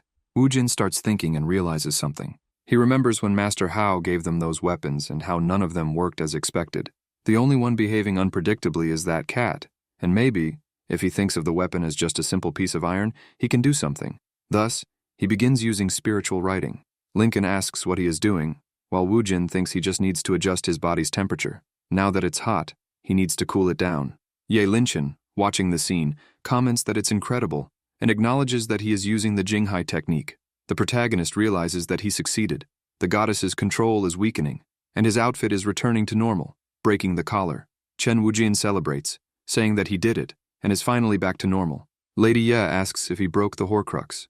The queen then strikes the cat with a whip made of vines and says she won't let a bunch of brats humiliate her, asking if they really think a stupid cat can stop her.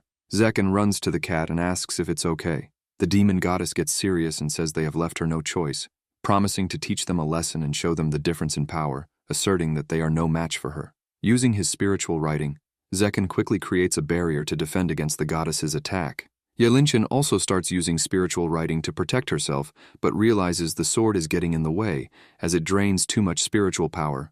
Her technique is broken because of this, and when the demon goddess's attack is about to hit her, Chen Wujin reflects it.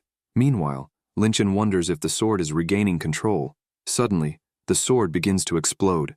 Ye Linchen asks if she is finally free, but she feels exhausted and says the sword drained too much of her spiritual power. Chen Wujin picks her up in his arms and apologizes, asking her to put her hands around his neck. Linchen, blushing, wonders if he is helping her replenish her spiritual power. The demon goddess's attack comes towards them, surrounding them, but Wujin uses his spiritual energy to repel the attack and asks what happened to the sword sage Ye Linchen, questioning if she can't handle a dumb sword. He comments that besides being beautiful, she is also strong and cannot give up so easily. She pouts and starts lightly punching Wujin, telling him to put her down and not to treat her like a princess because she doesn't need his pity. The goddess, irritated, glares at them and calls them damn brats, saying they are nothing more than her food. She begins exuding a powerful energy and declares that if they want to die so badly, she will fulfill their wish with pleasure. Suddenly, she notices something, realizes her power has dissipated and falls to her knees, saying it can't be. Zekken asks what the hell happened and if it was because she carries those enormous things in front. The protagonist says he isn't 100% sure, but he believes that staying in the painting for so long has affected her cultivation, meaning she is out of practice. He also mentions that the herbs and trees there are sustained by her spiritual energy. The demon goddess replies that she won't say anything. The young master explains that they have no problem with her and only want to leave the painting, then asks why she doesn't come with them. She questions what makes him think she wants to leave and, angry, says she understands now, blaming that old man. She says that every year Howlian never stopped bothering her and wonders if he enjoys torturing her. She starts exuding a strong aura again and shouts that she won't listen to them, saying that in that case, she only has to finish them off. Zekken comments that her demonic aura is very strong and that they are no match for a goddess who has been cultivating for thousands of years. Chen tells him not to give up and says that, fortunately, they are inside the painting, so they still have a chance. The demon goddess begins increasing her aura and declares that she won't let them escape. The aura grows so strong that the wind around them becomes intense, but suddenly, the goddess and her aura disappear, leaving the three of them confused and wondering if that's all. Suddenly, everything around them starts to shake. Ye Lincoln says they need to get out of there. The protagonist says they can't, as the energy the goddess released is causing the entire painting to shift, and if this continues, it could collapse at any moment. They need to work together to stabilize it. Zekken starts vomiting profusely, and Wujin holds him up, telling him this is not the time to get sick and ordering him to endure. The ground around them starts crumbling, but Chen Wujin is shocked to see a golem emerging from the earth. The golem asks what is happening and comments that 3 ants are bothering him. Ye Linchen starts feeling dizzy due to her fear of giants, and Wujin holds her too, thinking, damn, not her too. The golem orders them to reveal themselves, while the protagonist covers Lincoln's mouth to keep her from vomiting. The golem asks if they think they can hide from him and says it's a pity, because now that they are on his body, they won't be able to escape. Suddenly, several other golems begin to rise, walking toward them. The golem adds that he hopes they can entertain him for a while. Suddenly, the part they are standing on starts to collapse. Chen Wujin leaps, holding Zekken and Linchen, calling the golems a bunch of crap and questioning what kind of cosplay this is, wondering if they think they are a Cthulhu or a mountain giant. He comments that he has seen many monsters like them in his games, and that being mere NPCs, they stand no chance against him, the villain of this story. The golem tries to crush them, but the protagonist leaps to the top of the mountain. The leader of the golems commands his brothers to finish them off and not underestimate them. Chen Wujin says that the other 2 are out of commission and that he needs to do something. He asks Ye Lingchen to listen and put her arms around his neck, telling her to just follow along and not argue. He also orders Zekken to snap out of it, calling him useless and slapping him multiple times, telling him to react. Zekken opens his eyes and asks if the earthquake is over. Chen replies that they don't have time for that and need to face that thing. Zekken asks what thing, and then they notice a punch from the golem coming their way. They barely dodge it, and Zekken comments that the golems think they can win just because they are big. He then uses spiritual writing to deliver multiple strikes to the golem's arm, causing an explosion, and asks if that's all they have. The protagonist, observing, thinks that Zekken knows how to use spiritual scriptures and is incredibly strong, believing that only a few had mastered them in the game, and among the Bitao sect, their numbers are even fewer. He comments that he might have underestimated Zekken and admits that he is much stronger and more talented than he initially thought. Zekken asks what he is talking about, and Chen Wujin responds that it's nothing important, saying he was just praising him, and that now it's time to finish this. Chen explains that only those who have reached the heavens can use this technique and summons the lightning storm. Zekken tells him to stop boasting and attack already. Thunder begins to appear in the sky, and lightning strikes down upon the golems, causing them to fall apart. Zekken realizes what happened and understands that lightning is the golem's weak point. He wonders why he didn't think of it earlier and calls himself an idiot. Chen Wu-jin warns him to be careful, and Zekken quickly uses the earth technique, creating a barrier to stop the demon goddess's vine attack. Reassuring Wu-jin that he is always alert, he then uses the ice technique. The goddess calls them damned ants. Suddenly, Wu-jin appears whispering in the goddess's ear, asking if she really thinks he can't see through her facade. The protagonist, using a technique and creating several tentacles, comments that a painting will always be a painting, and that it is inevitable for it to fade with time. He asks why she continues this farce. Hearing these words, she recalls something. A white-haired man had appeared in the forest in the past, saying that this place was nothing more than an illusion, a dream world, and questioned what was the point of continuing with it, asking what meaning there was in clinging to an empty shell.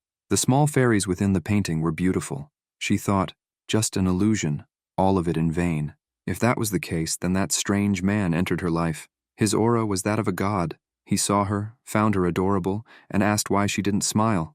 In response, she bit the man's finger, and he commented that, in the end, she had some character. He said he had a little time before his soul returned to the void and asked if she wanted to keep him company, calling her little one. Using spiritual writing, he said he would help her evolve, so it was time for her to grow. Thus, he made her grow and commented that he hadn't expected her to get so big. After growing, the goddess asked what he had done to her and demanded that he return her to normal size. He responded that her race was born from those strange flowers, so he had only helped her evolve faster. He also said that she needed a name, and it would be Tinghua.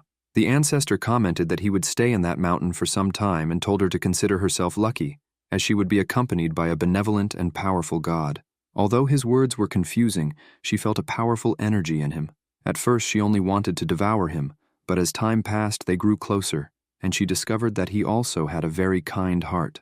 While the golems tried to attack her, he helped her, ordering them to stay away from her. He was very powerful and easily destroyed the golems, but she, embarrassed, told him not to interfere and that she could take care of herself, adding that she never asked for help.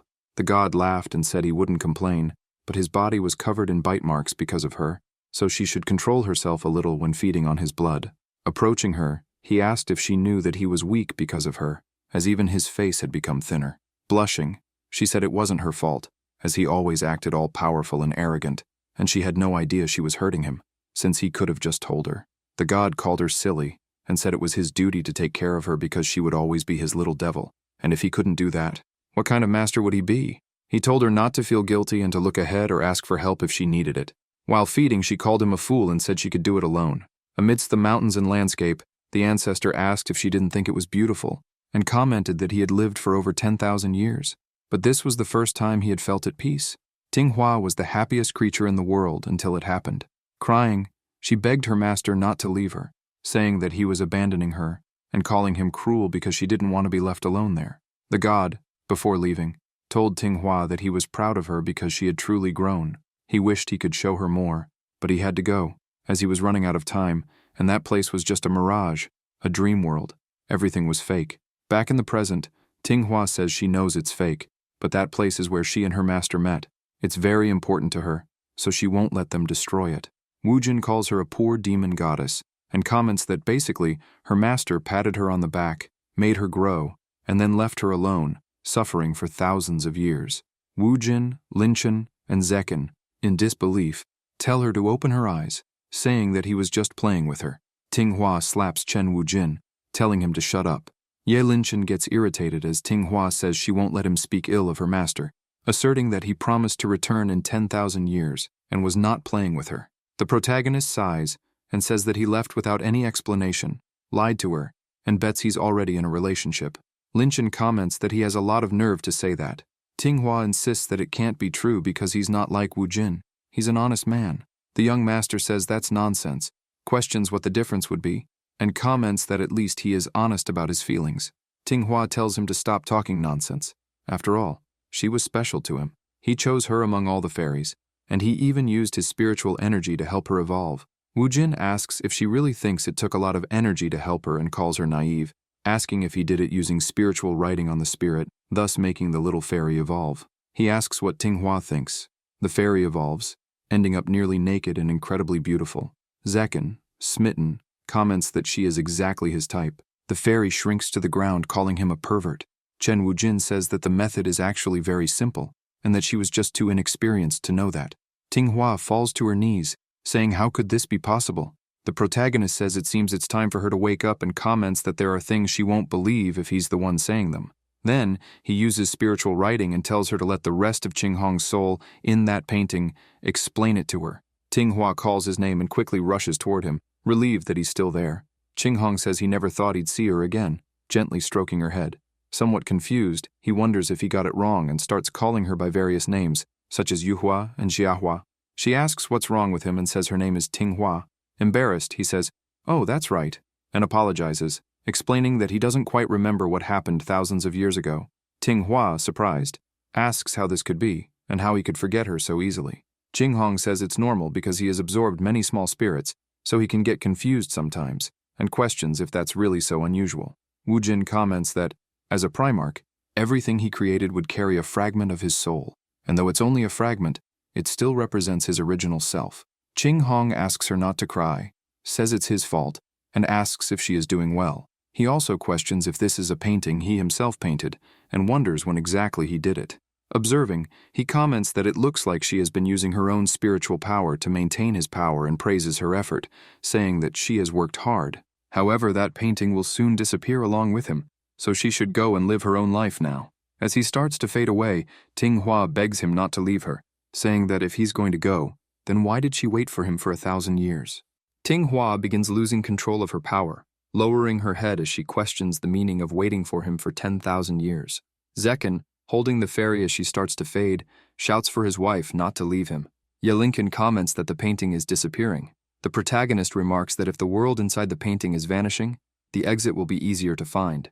Using spiritual writing, he locates the way out and tells them to go ahead, assuring them he will catch up soon. Meanwhile, Tinghua remains out of control after her heartbreak, thinking that everything is over, the obsession that consumed her for the last 1,000 years. As she falls into the abyss, Wujin jumps after her, grabbing her arm and telling her to lift her head, asking if she really wants to die because of a man. He questions what kind of demon goddess she is. Tinghua, enraged, asks what he just said, and if he dares to belittle her. He pulls her up, holding her close, and asks if he was wrong, commenting on how beautiful she is. He then questions, "So what if you've toyed with some men?" and compares men to her impulse purchases, saying that buying expensive but unsuitable items doesn't match her face. Tinghua blushes and thinks that he managed to convince her a little. Chen Wujin asserts that's exactly it, and if she's convinced, she should let him show her the world. She asks how he knew what she was thinking. As they begin to climb out of the abyss, a black tentacle suddenly grabs Wujin's leg. He realizes that the soul-destroying abyss is expanding and pulling them back down. Both panic and scream, but the protagonist tells Tinghua to go first. He grabs her and throws her upward, shouting for Zekken to catch her and get out of there. As the abyss pulls him down, Wujin tries to use spiritual writing, but the tentacles move quickly, grabbing his hands and dragging him even deeper. Ye Linchen says she wants to save him, but Zekken stops her, saying that the soul-destroying abyss is below, and she'll die if she goes after him. He thinks about how they haven't even decided who the winner of the tournament is, and wonders if he should let Wujin's life end just like that. Then, he orders the two to leave first.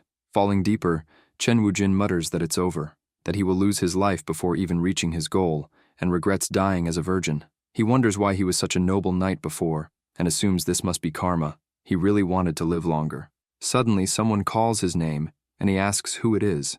Imagining it to be Yelinchen, he gets emotional and remarks that she really is the female protagonist, so selfless.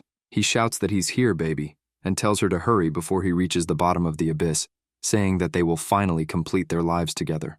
However, noticing something odd, he opens his eyes and realizes it's Zekken, not Yelinchen. He starts screaming desperately and pushes Zekken away, yelling that he doesn't want this. He exclaims that he knew Zekken was gay, and asks if he wants his body before he dies, telling him not to even think about it. Zekken tells him to shut up and asks if it's his fault for trying to save him. Annoyed, he demands that Wujin make a choice, die or be saved. Zekken thinks he doesn't like dealing with difficult men like him and tells Wujin to stay still, then headbutts him. The young master, confused, recalls the situation and gets angry, shouting at Zekken not to touch him. Zekken, in turn, asks if Woojin really thinks he wants this and orders him to stop moving. As they continue struggling, their situation worsens.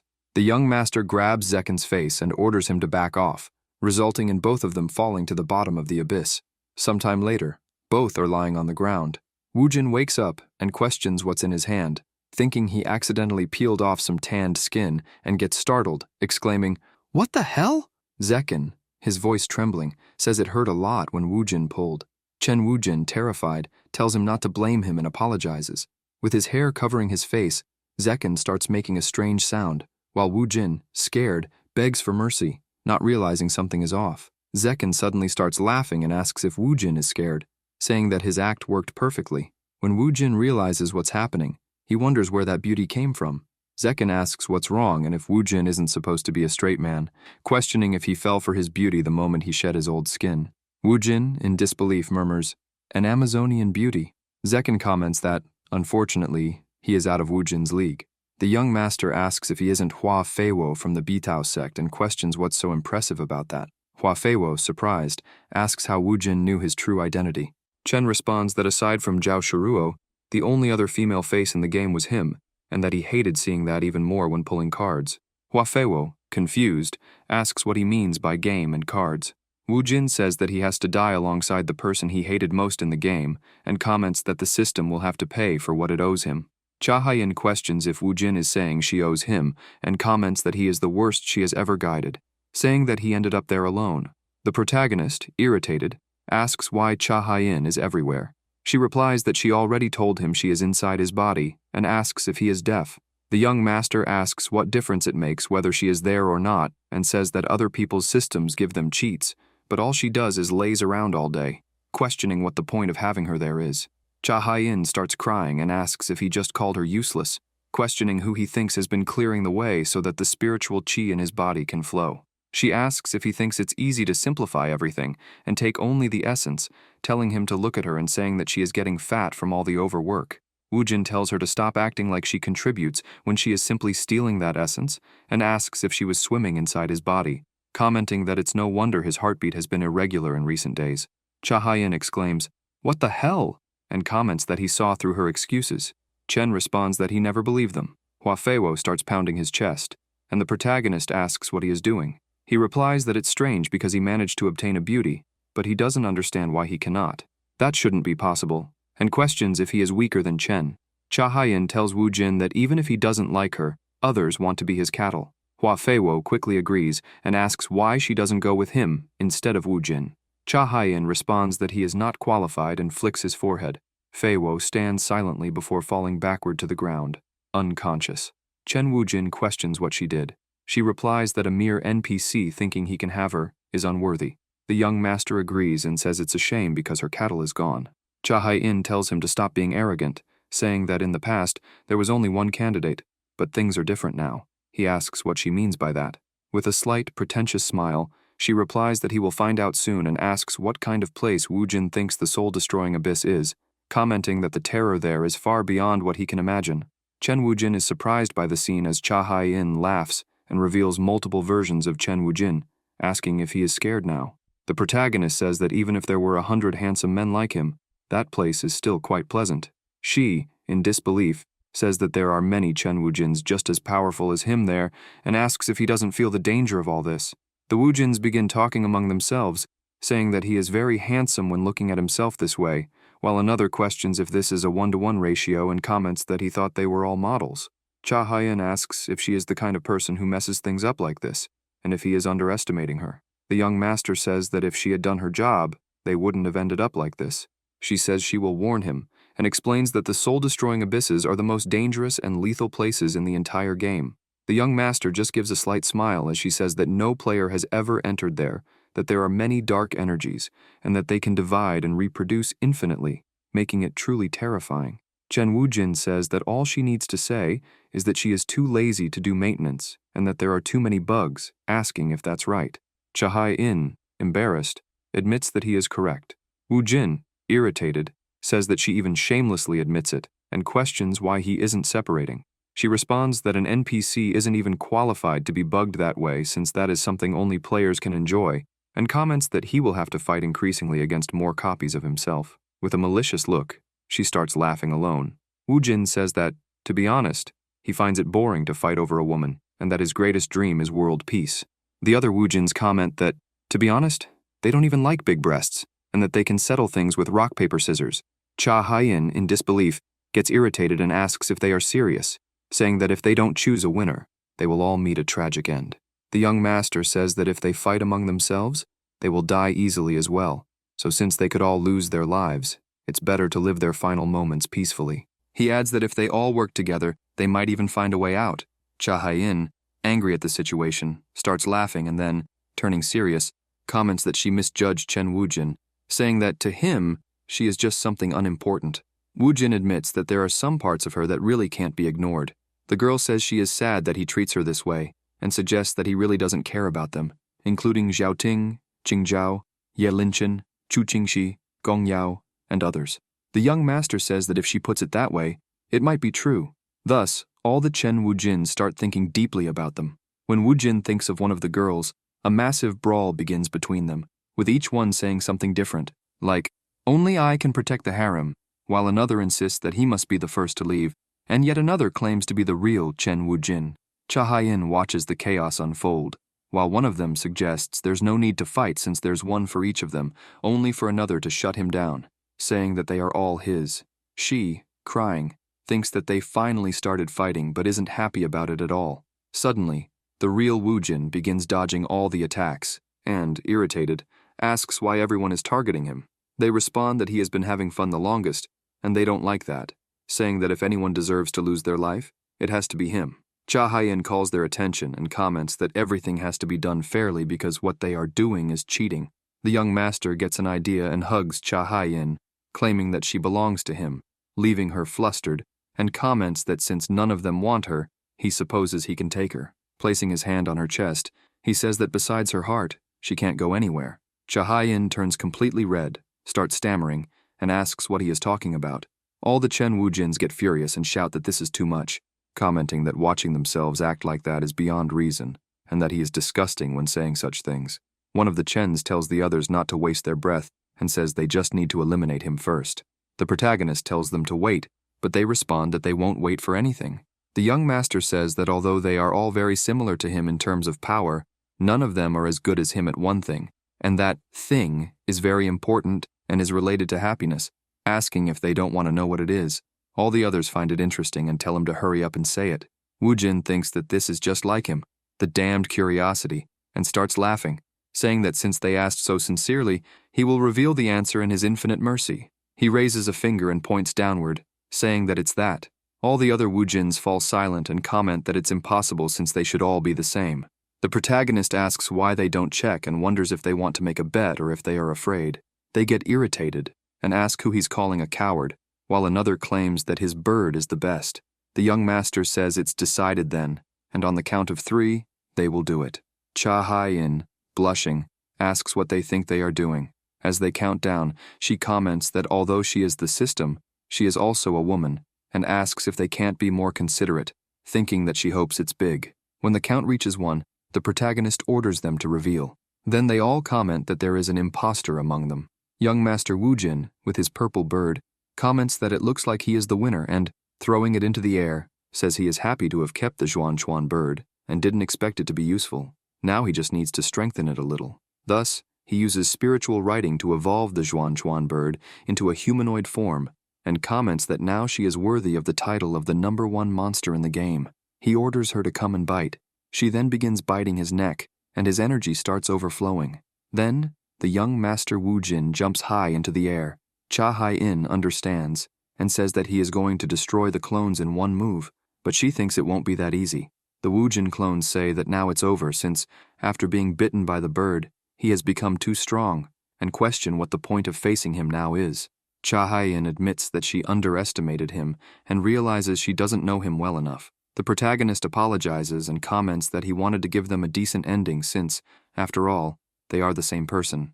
But his energy is out of control because of the Xuanchuan bird's bite, and he declares that it's the end for them. commenting that it's a waste and a shame that it has to end this way. Cha Haiyan, surprised, thinks that she didn't expect him to be so powerful. It's true that the Zhuan Chuan bird amplifies the user's power, but this is ridiculous. She reflects that Chen Wujin is truly a monster. The protagonist says he needs to expel the remaining power, or his body won't withstand it, and asks Cha Haiyan to let him help her fix the bug. The girl questions what he thinks he's doing and tells him to wait a minute, because that is way too much spiritual energy. Thus, Chen Wujin starts overflowing with spiritual energy, causing a massive flare of light to appear inside the abyss. Cha Haiyan asks what the hell that is, and says his body will be destroyed along with it. Suddenly, Wujin asks what happened and why she looks scared. When she realizes it, she notices that she doesn't have a single scratch. Cha Haiyan looks confused, while the protagonist calls her an idiot and comments that he put a shield on her because he couldn't let that beautiful body get hurt, saying that she is too gorgeous. Back in the arena, where the spectators await the three competitors, the scroll begins to emit a strong and dark energy. Seeing that, they comment that it's bad and that the people inside must have died. Ye Linchen, outside, cries and calls Chen Wujin's name, refusing to believe it. Suddenly, Xiao Qing grabs Linchen by the clothes, crying angrily, and asks why she came out alone, where brother Wujin is, if he is okay, and what happened inside. Zhao asks Lady Ye to tell them what happened to their master. She responds that it's her fault and explains that to save them, he threw himself into the soul abyss, leaving Qing and Zhao shocked. The leaders of the Bitao sect question if the tanned boy also fell into that place. Ye Linchen says it's all their fault and this stupid trial, blaming the idiotic weapons for making them waste too much time. She asks if they didn't know something like this could happen, if they have no hearts, and calls them damn elders. Lian Tibetan tells Lady Ye that he understands her pain but orders her not to be arrogant. The other brother Hao comments that it was all part of the trial and tells her not to blame them for it. Irritated, she lets go of him and looks at the scroll, determined to repay her debt to Wu Jin and promising to go back inside to save him. The demon goddess tells her to wait and comments that if she's going to save him, she should take her along, as she has been suppressing the miasma of that painting for all these years, and if she goes, she might be of help. The three Hao elders order them to stop, declaring that the image of the demon goddess was destroyed, and that if they enter, they will die, announcing that the tournament is over. Suddenly, a voice from within the scroll asks who said it was over, leaving everyone around shocked. Chen Wujin jumps out of the painting carrying Zekin and Cha Haiyan, telling Master Hao that he is too young to die. Ye Linchen, Zhao, and Qing run toward him, calling brother Wujin's name. The protagonist calls Zhao and Qing, telling his two treasures to come to him. The two immediately slap his face and start arguing, asking what he is doing hugging that woman. Qing says she was very worried about him and that he is wasting time with Cha Haiyan. Zhao says she wasn't too worried but asks what the hell happened inside. Cha Haiyan makes a face at the two and comments that Wu Jin belongs to her. The young master thinks that Xiao Ting's jealousy is terrifying and that she looks like an asura when she's angry, but in the end, it doesn't matter because he missed them, so he hugs them. Suddenly, a voice complains about a headache. Zhao hears it and looks back. The two fall silent, looking in the direction of Hua Feiwo. Zhao asks who that person is. Qing, jealous, says that Wu Jin had too much fun in the soul-destroying abyss and asks if he was too busy. Chen explains that it's not what she thinks and comments that it's a misunderstanding. He approaches Hua Feiwo and tells them to look, saying that he is a man. Hua Feiwo, irritated, asks if he could be a little more polite and calls him a little brat. Qing says that doesn't necessarily make him innocent, and comments that she can smell that man from the depths of hell. Wu Jin calls her name but notices something and says that she is right. He can smell it too, but the scent isn't coming from him. Suddenly, a voice asks if he's talking about him. The protagonist is surprised and questions what he is doing there. Shuruo comments that the incense he uses is of the highest quality and says he didn't know it was so alluring, adding that he is very sad that Wu Jin doesn't like it. Everyone falls silent. Tibetan declares that the grand tournament is already over, that no one invited him to be there, and asks what he wants. He also questions if perhaps his sect is unhappy with the tournament results. Shuruo says there's no need to be so serious, and comments that Master Ye is the best swordswoman in the world, so it's no surprise that she is the winner, congratulating her and saying he only came to invite her on behalf of his lord. Shuruo hands over an invitation and praises Master Wu Jin, saying that he is an outstanding man and very talented, asking if he would be willing to have a special dinner at his mansion. Bai Muyang tells Chen not to listen to him and comments that the Yue sect is too bold and should not be trusted. Zhao Qing says that her grandfather is right and tells the protagonist that they are not trustworthy people, stating that she is sure their lord is just like Shu Ruo, a worthless brat, and that they do not deserve his time. Lian Shan comments to Wu Jin that although the others are right, the Yue sect has a lot of prestige, so it would be discourteous to refuse such an invitation. Qing tells the old man to shut up and says that because of their weapons, she almost lost the person she loves, and now they want him to go to that sect and risk falling into a trap. Master Hao says that he did not mean it that way and tells her not to be an insolent brat. Wu Jin tells Qing not to worry and asks before accepting the invitation whether it is for just one person or if he can bring someone else. Zhao Qing calls out to brother Wu Jin. Shu Ruo responds that if that is his wish, they can adjust the invitation. Brother Wu Jin then comments that, well, he is not interested.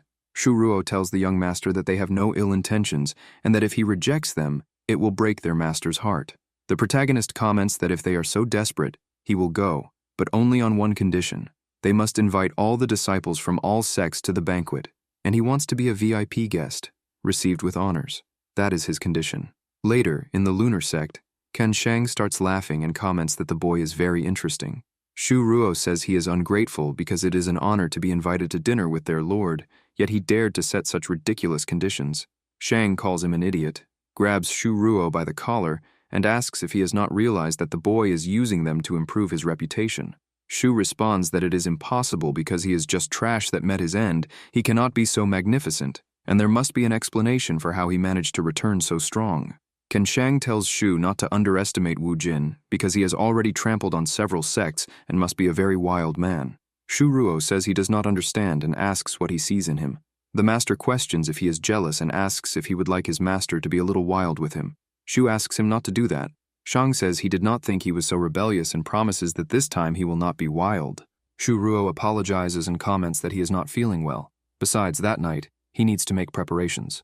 The master tells him that he can go rest because someone else will serve him. Shang then asks Leng Shu how long she intends to stay hidden. She replies that she did not want to disturb the patriarch and comments that they were having a very lively conversation. Leng Shu says it is an honor to see her brother and asks if it has been long enough. Shu Ruo says that she has finally appeared. Leng Shu asks the patriarch why her brother does not seem happy to see her. He replies that she is very beautiful, and it is natural for him to feel uncomfortable. She laughs and says that the patriarch is very cruel, and that since Shu Ruo is already nervous, they should not bother him so much. Shang says there is no problem because they are just playing, and besides, he has improved a lot in recent days. Shu Ruo comments that if the master does not need him anymore, he is leaving. Ken Shang watches as Leng Shu tells the patriarch that his answer was too vague because he did not even look Shu Ruo in the eyes. She states that if the master keeps him by his side, sooner or later, he will betray him. The patriarch pushes her to the ground and, with a serious look, says that his matters with Shu Ruo have nothing to do with her, so she should not interfere. In the Bitao sect, Lian Tibetan tells the third brother that he has always been the most stable among them, and asks why he is nervous. Master Hao says there is an 80% chance that everything will go well, but until it is over, he cannot be at ease. The second brother comments that he is sure that the boy will be able to persuade the patriarch to accept Chen Wujin's terms. Lian Shan says that lately he has been very close to Chen Wujin and asks if he is not trying to cover something up. Lian Tibetan responds that it is none of his business and that besides, they have more important matters to discuss. He says that the Moon sect is a problem and that they must destroy it. He comments that they themselves cannot do it because, with the prestige they have, it will seem like they are bullying a bunch of kids. The other brother tells Shan not to forget that the boy is a demon and that he should not let his feelings cloud his judgment, stating that it is better to use him. Tibetan comments that now that the Moon sect is an open enemy, they only need to speed some things up. Everything is going well. Either way, Chen Wujin is not just a genius, but also very clever, so he will not be easy to manipulate. Suddenly, a voice says that after all, they have already failed once. The elders are surprised. A young man appears and says that it has been a long time since he last saw them. They ask who he is. The young man, irritated, says they don't recognize him and comments that he is Hua Fei. The second brother says that if he remembers correctly, he used to have yellow hair.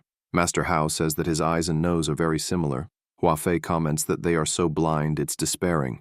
Tibetan recalls that he made a vow 10 years ago when he left the Bitao sect and asks why he has returned. He replies that he truly despises them and comments that he was already used by them once. Hua Fei orders them to stop causing trouble and asks if he has made himself clear. Sometime later, as Hua Fei walks, He says that Wu Jin owes him one and that he saved him, fulfilling his word. The three elders, all injured, comment that the boy is fiercer than he was 10 years ago and that he must have planned something. Later, Hua Fei, returning to his sect, tells the young master not to have dinner with the lunar sect because the elders want to use him. But upon seeing the situation, he blushes at the sight of the girls massaging Chen Wu Jin. Wu Jin asks Shang what he thinks and whether this place isn't better than his mansion. Shang replies that he is certainly surprised and says that Wu Jin has some tricks. He also comments that the most important thing is the beautiful view and the extraordinary harem, saying that he feels jealous. Wu Jin laughs and comments that he is happy they are getting along. Hua Fei shouts Chen's name and asks what the hell he did to his house. The young master asks why he is so nervous. Hua Fei replies that Wu Jin turned his house into a giant cat sandbox and tells him to look at what his disgusting pet has done. Shang and Chen remain silent, and Shang asks if Hua Fei shouldn't be asking why he is there. Hua Fei says he doesn't care because his mansion is more important than Shang, commenting that he didn't know Wu Jin had a good relationship with the patriarch of his sect. He also warns that the guy is dangerous and that he doesn't trust him. Wu Jin says he thought the same but now realizes that Shang is actually quite friendly. He then loudly announces that tomorrow they will tell everyone that he and brother Shang have a good relationship and that their sects have several plans together. In the city, the rumor spreads quickly, and people comment that they didn't know the great revelation of the tournament. Chen Wu Jin had such a good relationship with the lunar sect. The elders wonder what they will do if those two evil geniuses unite, believing that the cultivation world might change. Lian Tibetan comments that all their plans have been ruined and that he didn't expect Chen to be so difficult to control. Lian Shan adds that the boy is somewhat rebellious and suggests they need to be honest with him. However, he didn't expect him to ally with Can Shang. Tibetan says that if those two become allies, he fears that the sects will have no peace. Meanwhile, Chen Wu Jin and Shang are drinking. The young master proposes that the first one to vomit will be the loser. Drunk, Shang praises the wine, saying it is excellent and that he has never had anything like it. He comments that when he goes to his mansion the next day, he will prepare the wine he has stored for 10 years, so they can get drunk again. He also mentions that he has many women, and that Wu Jin will certainly enjoy that. Suddenly, someone enters the place and calls Chen Wu Jin to come with her. Shang just watches as the two leave, slamming the door. Shuru tells the patriarch that it seems Hua Fei is trying to prevent him and Chen Wu Jin from becoming friends. Shang states that he won't let him ruin their dinner and comments that Chen Wu Jin is a great genius with impressive abilities. Although Hua Fei is a close friend, he cannot match Wu Jin in power. Shang explains that if they can get Wu Jin and his harem to side with them, they will be invincible. He reveals that the elders of the Bitao sect were trying to sabotage this relationship and even took measures against Wu Jin. However, since Wu Jin took the initiative and asked for a truce, Shang wouldn't refuse something so beneficial. He states that they will treat him as an honored guest. Finally, Shang comments that their goal has been successfully achieved and that now both sides are in good relations. As he begins to walk, he stumbles, and Shuru catches him. Shang apologizes and admits he is a little drunk. Sometime later, in another place, Chen Wu Jin, lying on Cha Haiyan's lap, tells her not to move and, being drunk, asks her to let him rest on her a little longer. Hua Fei questions Wu Jin if he has gone crazy and asks why he wants to associate with that bastard. Chen questions if they have no manners and if they can't see that he is enjoying himself. Hua Fei says he has no time for his stupidity and tells him he can play with her later. Wu Jin responds that he talks too much. He sighs and comments that he misjudged the young master because he always knew he wasn't a good person, but at least he thought he was decent. He then questions how Wu Jin dared to associate with that human trash and states that he shouldn't consider him a brother. Wu Jin, drunk, asks since when they have been so close. Hua Fei calls him a little brat and says that he treats Can Shang like a brother, but doesn't treat him the same way. The protagonist asks if he is jealous and explains that he is only interested in beautiful girls. Furthermore, he says he was just being polite to Shang and doesn't truly consider him a brother, thinking that Shang is just acting and that he doesn't trust that guy. However, he admits that Shang's house is full of rare and exotic things, and he needs to gain full access to the mansion to investigate. Additionally, the main reason he is there is because his second favorite character is in that house, and he can't let such a beauty escape. Hua Fei lowers his head and comments that he means nothing to Wu Jin. Hearing that, Wu Jin looks confused. Fei says he thought he had some place in his heart, but now he sees he doesn't. The young master apologizes, but explains that he is only interested in girls and suggests that Fei come back when he has breasts. Hua Fei gets angry and comments that he doesn't care because he will use his spiritual power to save him in the soul abyss. Chen Wu Jin asks what spiritual power that is. Fei asks if he doesn't remember and comments that the big-breasted woman knocked him out. Chen says he remembers that. Hua Fei comments that at that moment, he saw many golden vultures trying to devour him. While experiencing unbearable pain, he opened his eyes and saw a purple light in that sea of suffering. It was like rain in the desert, something incredibly beautiful, and his body bathed in it. Wu Jin, startled, says there is no way he has those kinds of tastes. Chahayan asks if he really saw vultures and if he is referring to that. Fei comments that the most important thing is that from that moment on, Wu Jin became a god in his eyes and explains that he looked majestic with those wings. Chen Wu Jin tells him to leave and calls him a little rat. Cha Haiyan says she was also captivated and would love to see his little purple bird and why it was different from the other copies. Wu Jin gives her a light slap and tells her not to worry. Sooner or later, she will find out why. Hua Fei says he doesn't care if Wu Jin hits or hates him because he will never be angry with him, as he was his savior. Throughout his life, he has had many achievements. He is someone very strong and respected, but he never cared about those achievements, and this is the first time someone has fought by his side and saved his life. Chen says he is misunderstanding. Fei quickly hugs Wu Jin and says that if he is moved, it's because brother Wu Jin was willing to live and meet an end with him. The protagonist says that's enough, and that he has no interest in any kind of brotherhood with him because he only cares about breasts. Hua Fei starts crying and says that he is very cruel, commenting that Wu Jin is a very important person to him. Meanwhile, Wu Jin covers his ears to avoid hearing such nonsense. Suddenly, someone drops an ice cream on the floor. The other people call out the master's name. The young master, shocked, says it's not what they think. Qing says she already knew. Wu Jin asks her to listen and not get angry with him. But Xiaoting gives a slight sarcastic smile, saying that brother Wu Jin likes the flat ones, so she is the winner. The protagonist remains silent while the others look at him. Zhao calls the master and asks if what Sister Xiaoqing said is true. Gong Yao tells her not to say nonsense because brother Wu Jin loves big breasts and constantly stares at hers. Qing says it's normal for him to have some kind of reaction to beautiful women, and looking toward Hua Fei, she comments that, actually, it's a normal reaction after everything. Chu Qingxi wonders why he cares so much about the size of women's breasts, and questions whether they have magical power, thinking that if that's the case, she should work hard. Ye Linchen asks what kind of person she thinks Wu Jin is, and says that, of course, he likes big ones. She has a lot of confidence in hers. Ting Hua comments that if they are talking about size, she is the winner, and calls them brats. Chahayan thinks that piranhas are bigger than hers, and that she shouldn't have designed the model that way.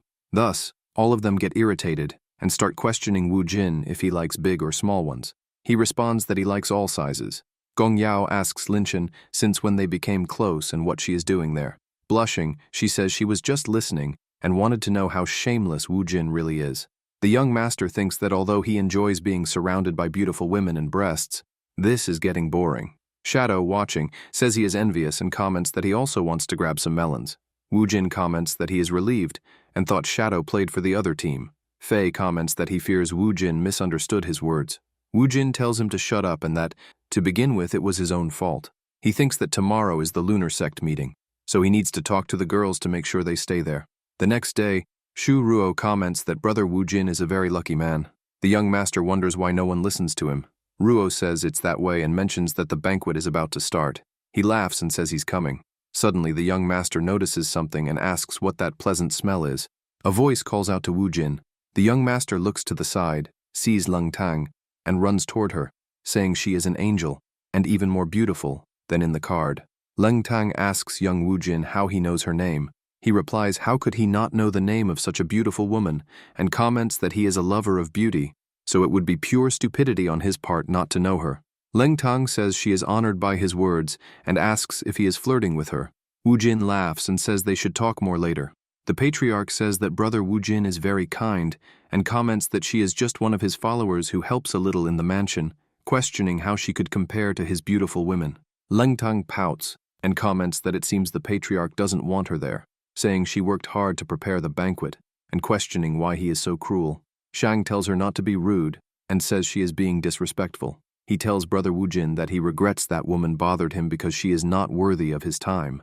The young master Wu Jin laughs and tells him not to be so harsh on her, saying she is a very beautiful and shy girl, so how could she be a bother, and thinks about how Shang dares to covet the swan's flesh when in the end, she will be his. Wu Jin comments that he is very hungry, so they should go to the banquet. Shang agrees and mentions that he is the star of that banquet and that everyone wants to talk to him. Chen laughs and says he can already see it, thinking that as soon as he secures his position, that girl will be his. Cha Hai-in whispers that this is just as expected of the man she chose because he is like a true villain, and she comments that she is very proud. Wu Jin asks why she always has to appear out of nowhere. At the banquet, as he enters, a young man says he truly admires him and introduces himself as Zhang Peng from the Chengguang sect, saying he would love to be his friend. Wu Jin thinks about the name Chengguang sect and believes he has never heard of it. Cha Hai-in comments that it's natural because in the game, they don't bother to introduce secondary characters since neither the players nor the game itself cares, as it would just be a waste of text. Suddenly, several people from the sects surround him, and he thinks there are too many. Everyone starts saying they want to be friends with Brother Wu Jin, while some mention that their grandson was part of the spiritual sect, and others say he is a hero.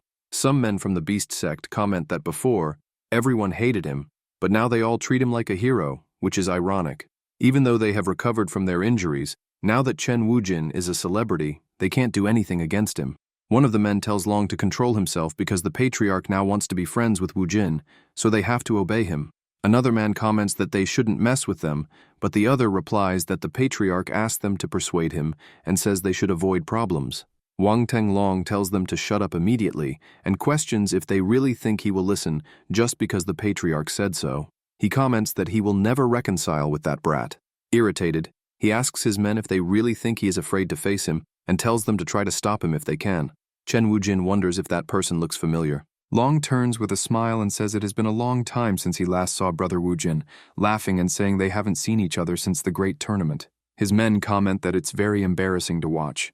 Wujin asks if it's Wang Tenglong, and he replies that it is, commenting that he won't bother him and saying they are also friends of the lunar sect.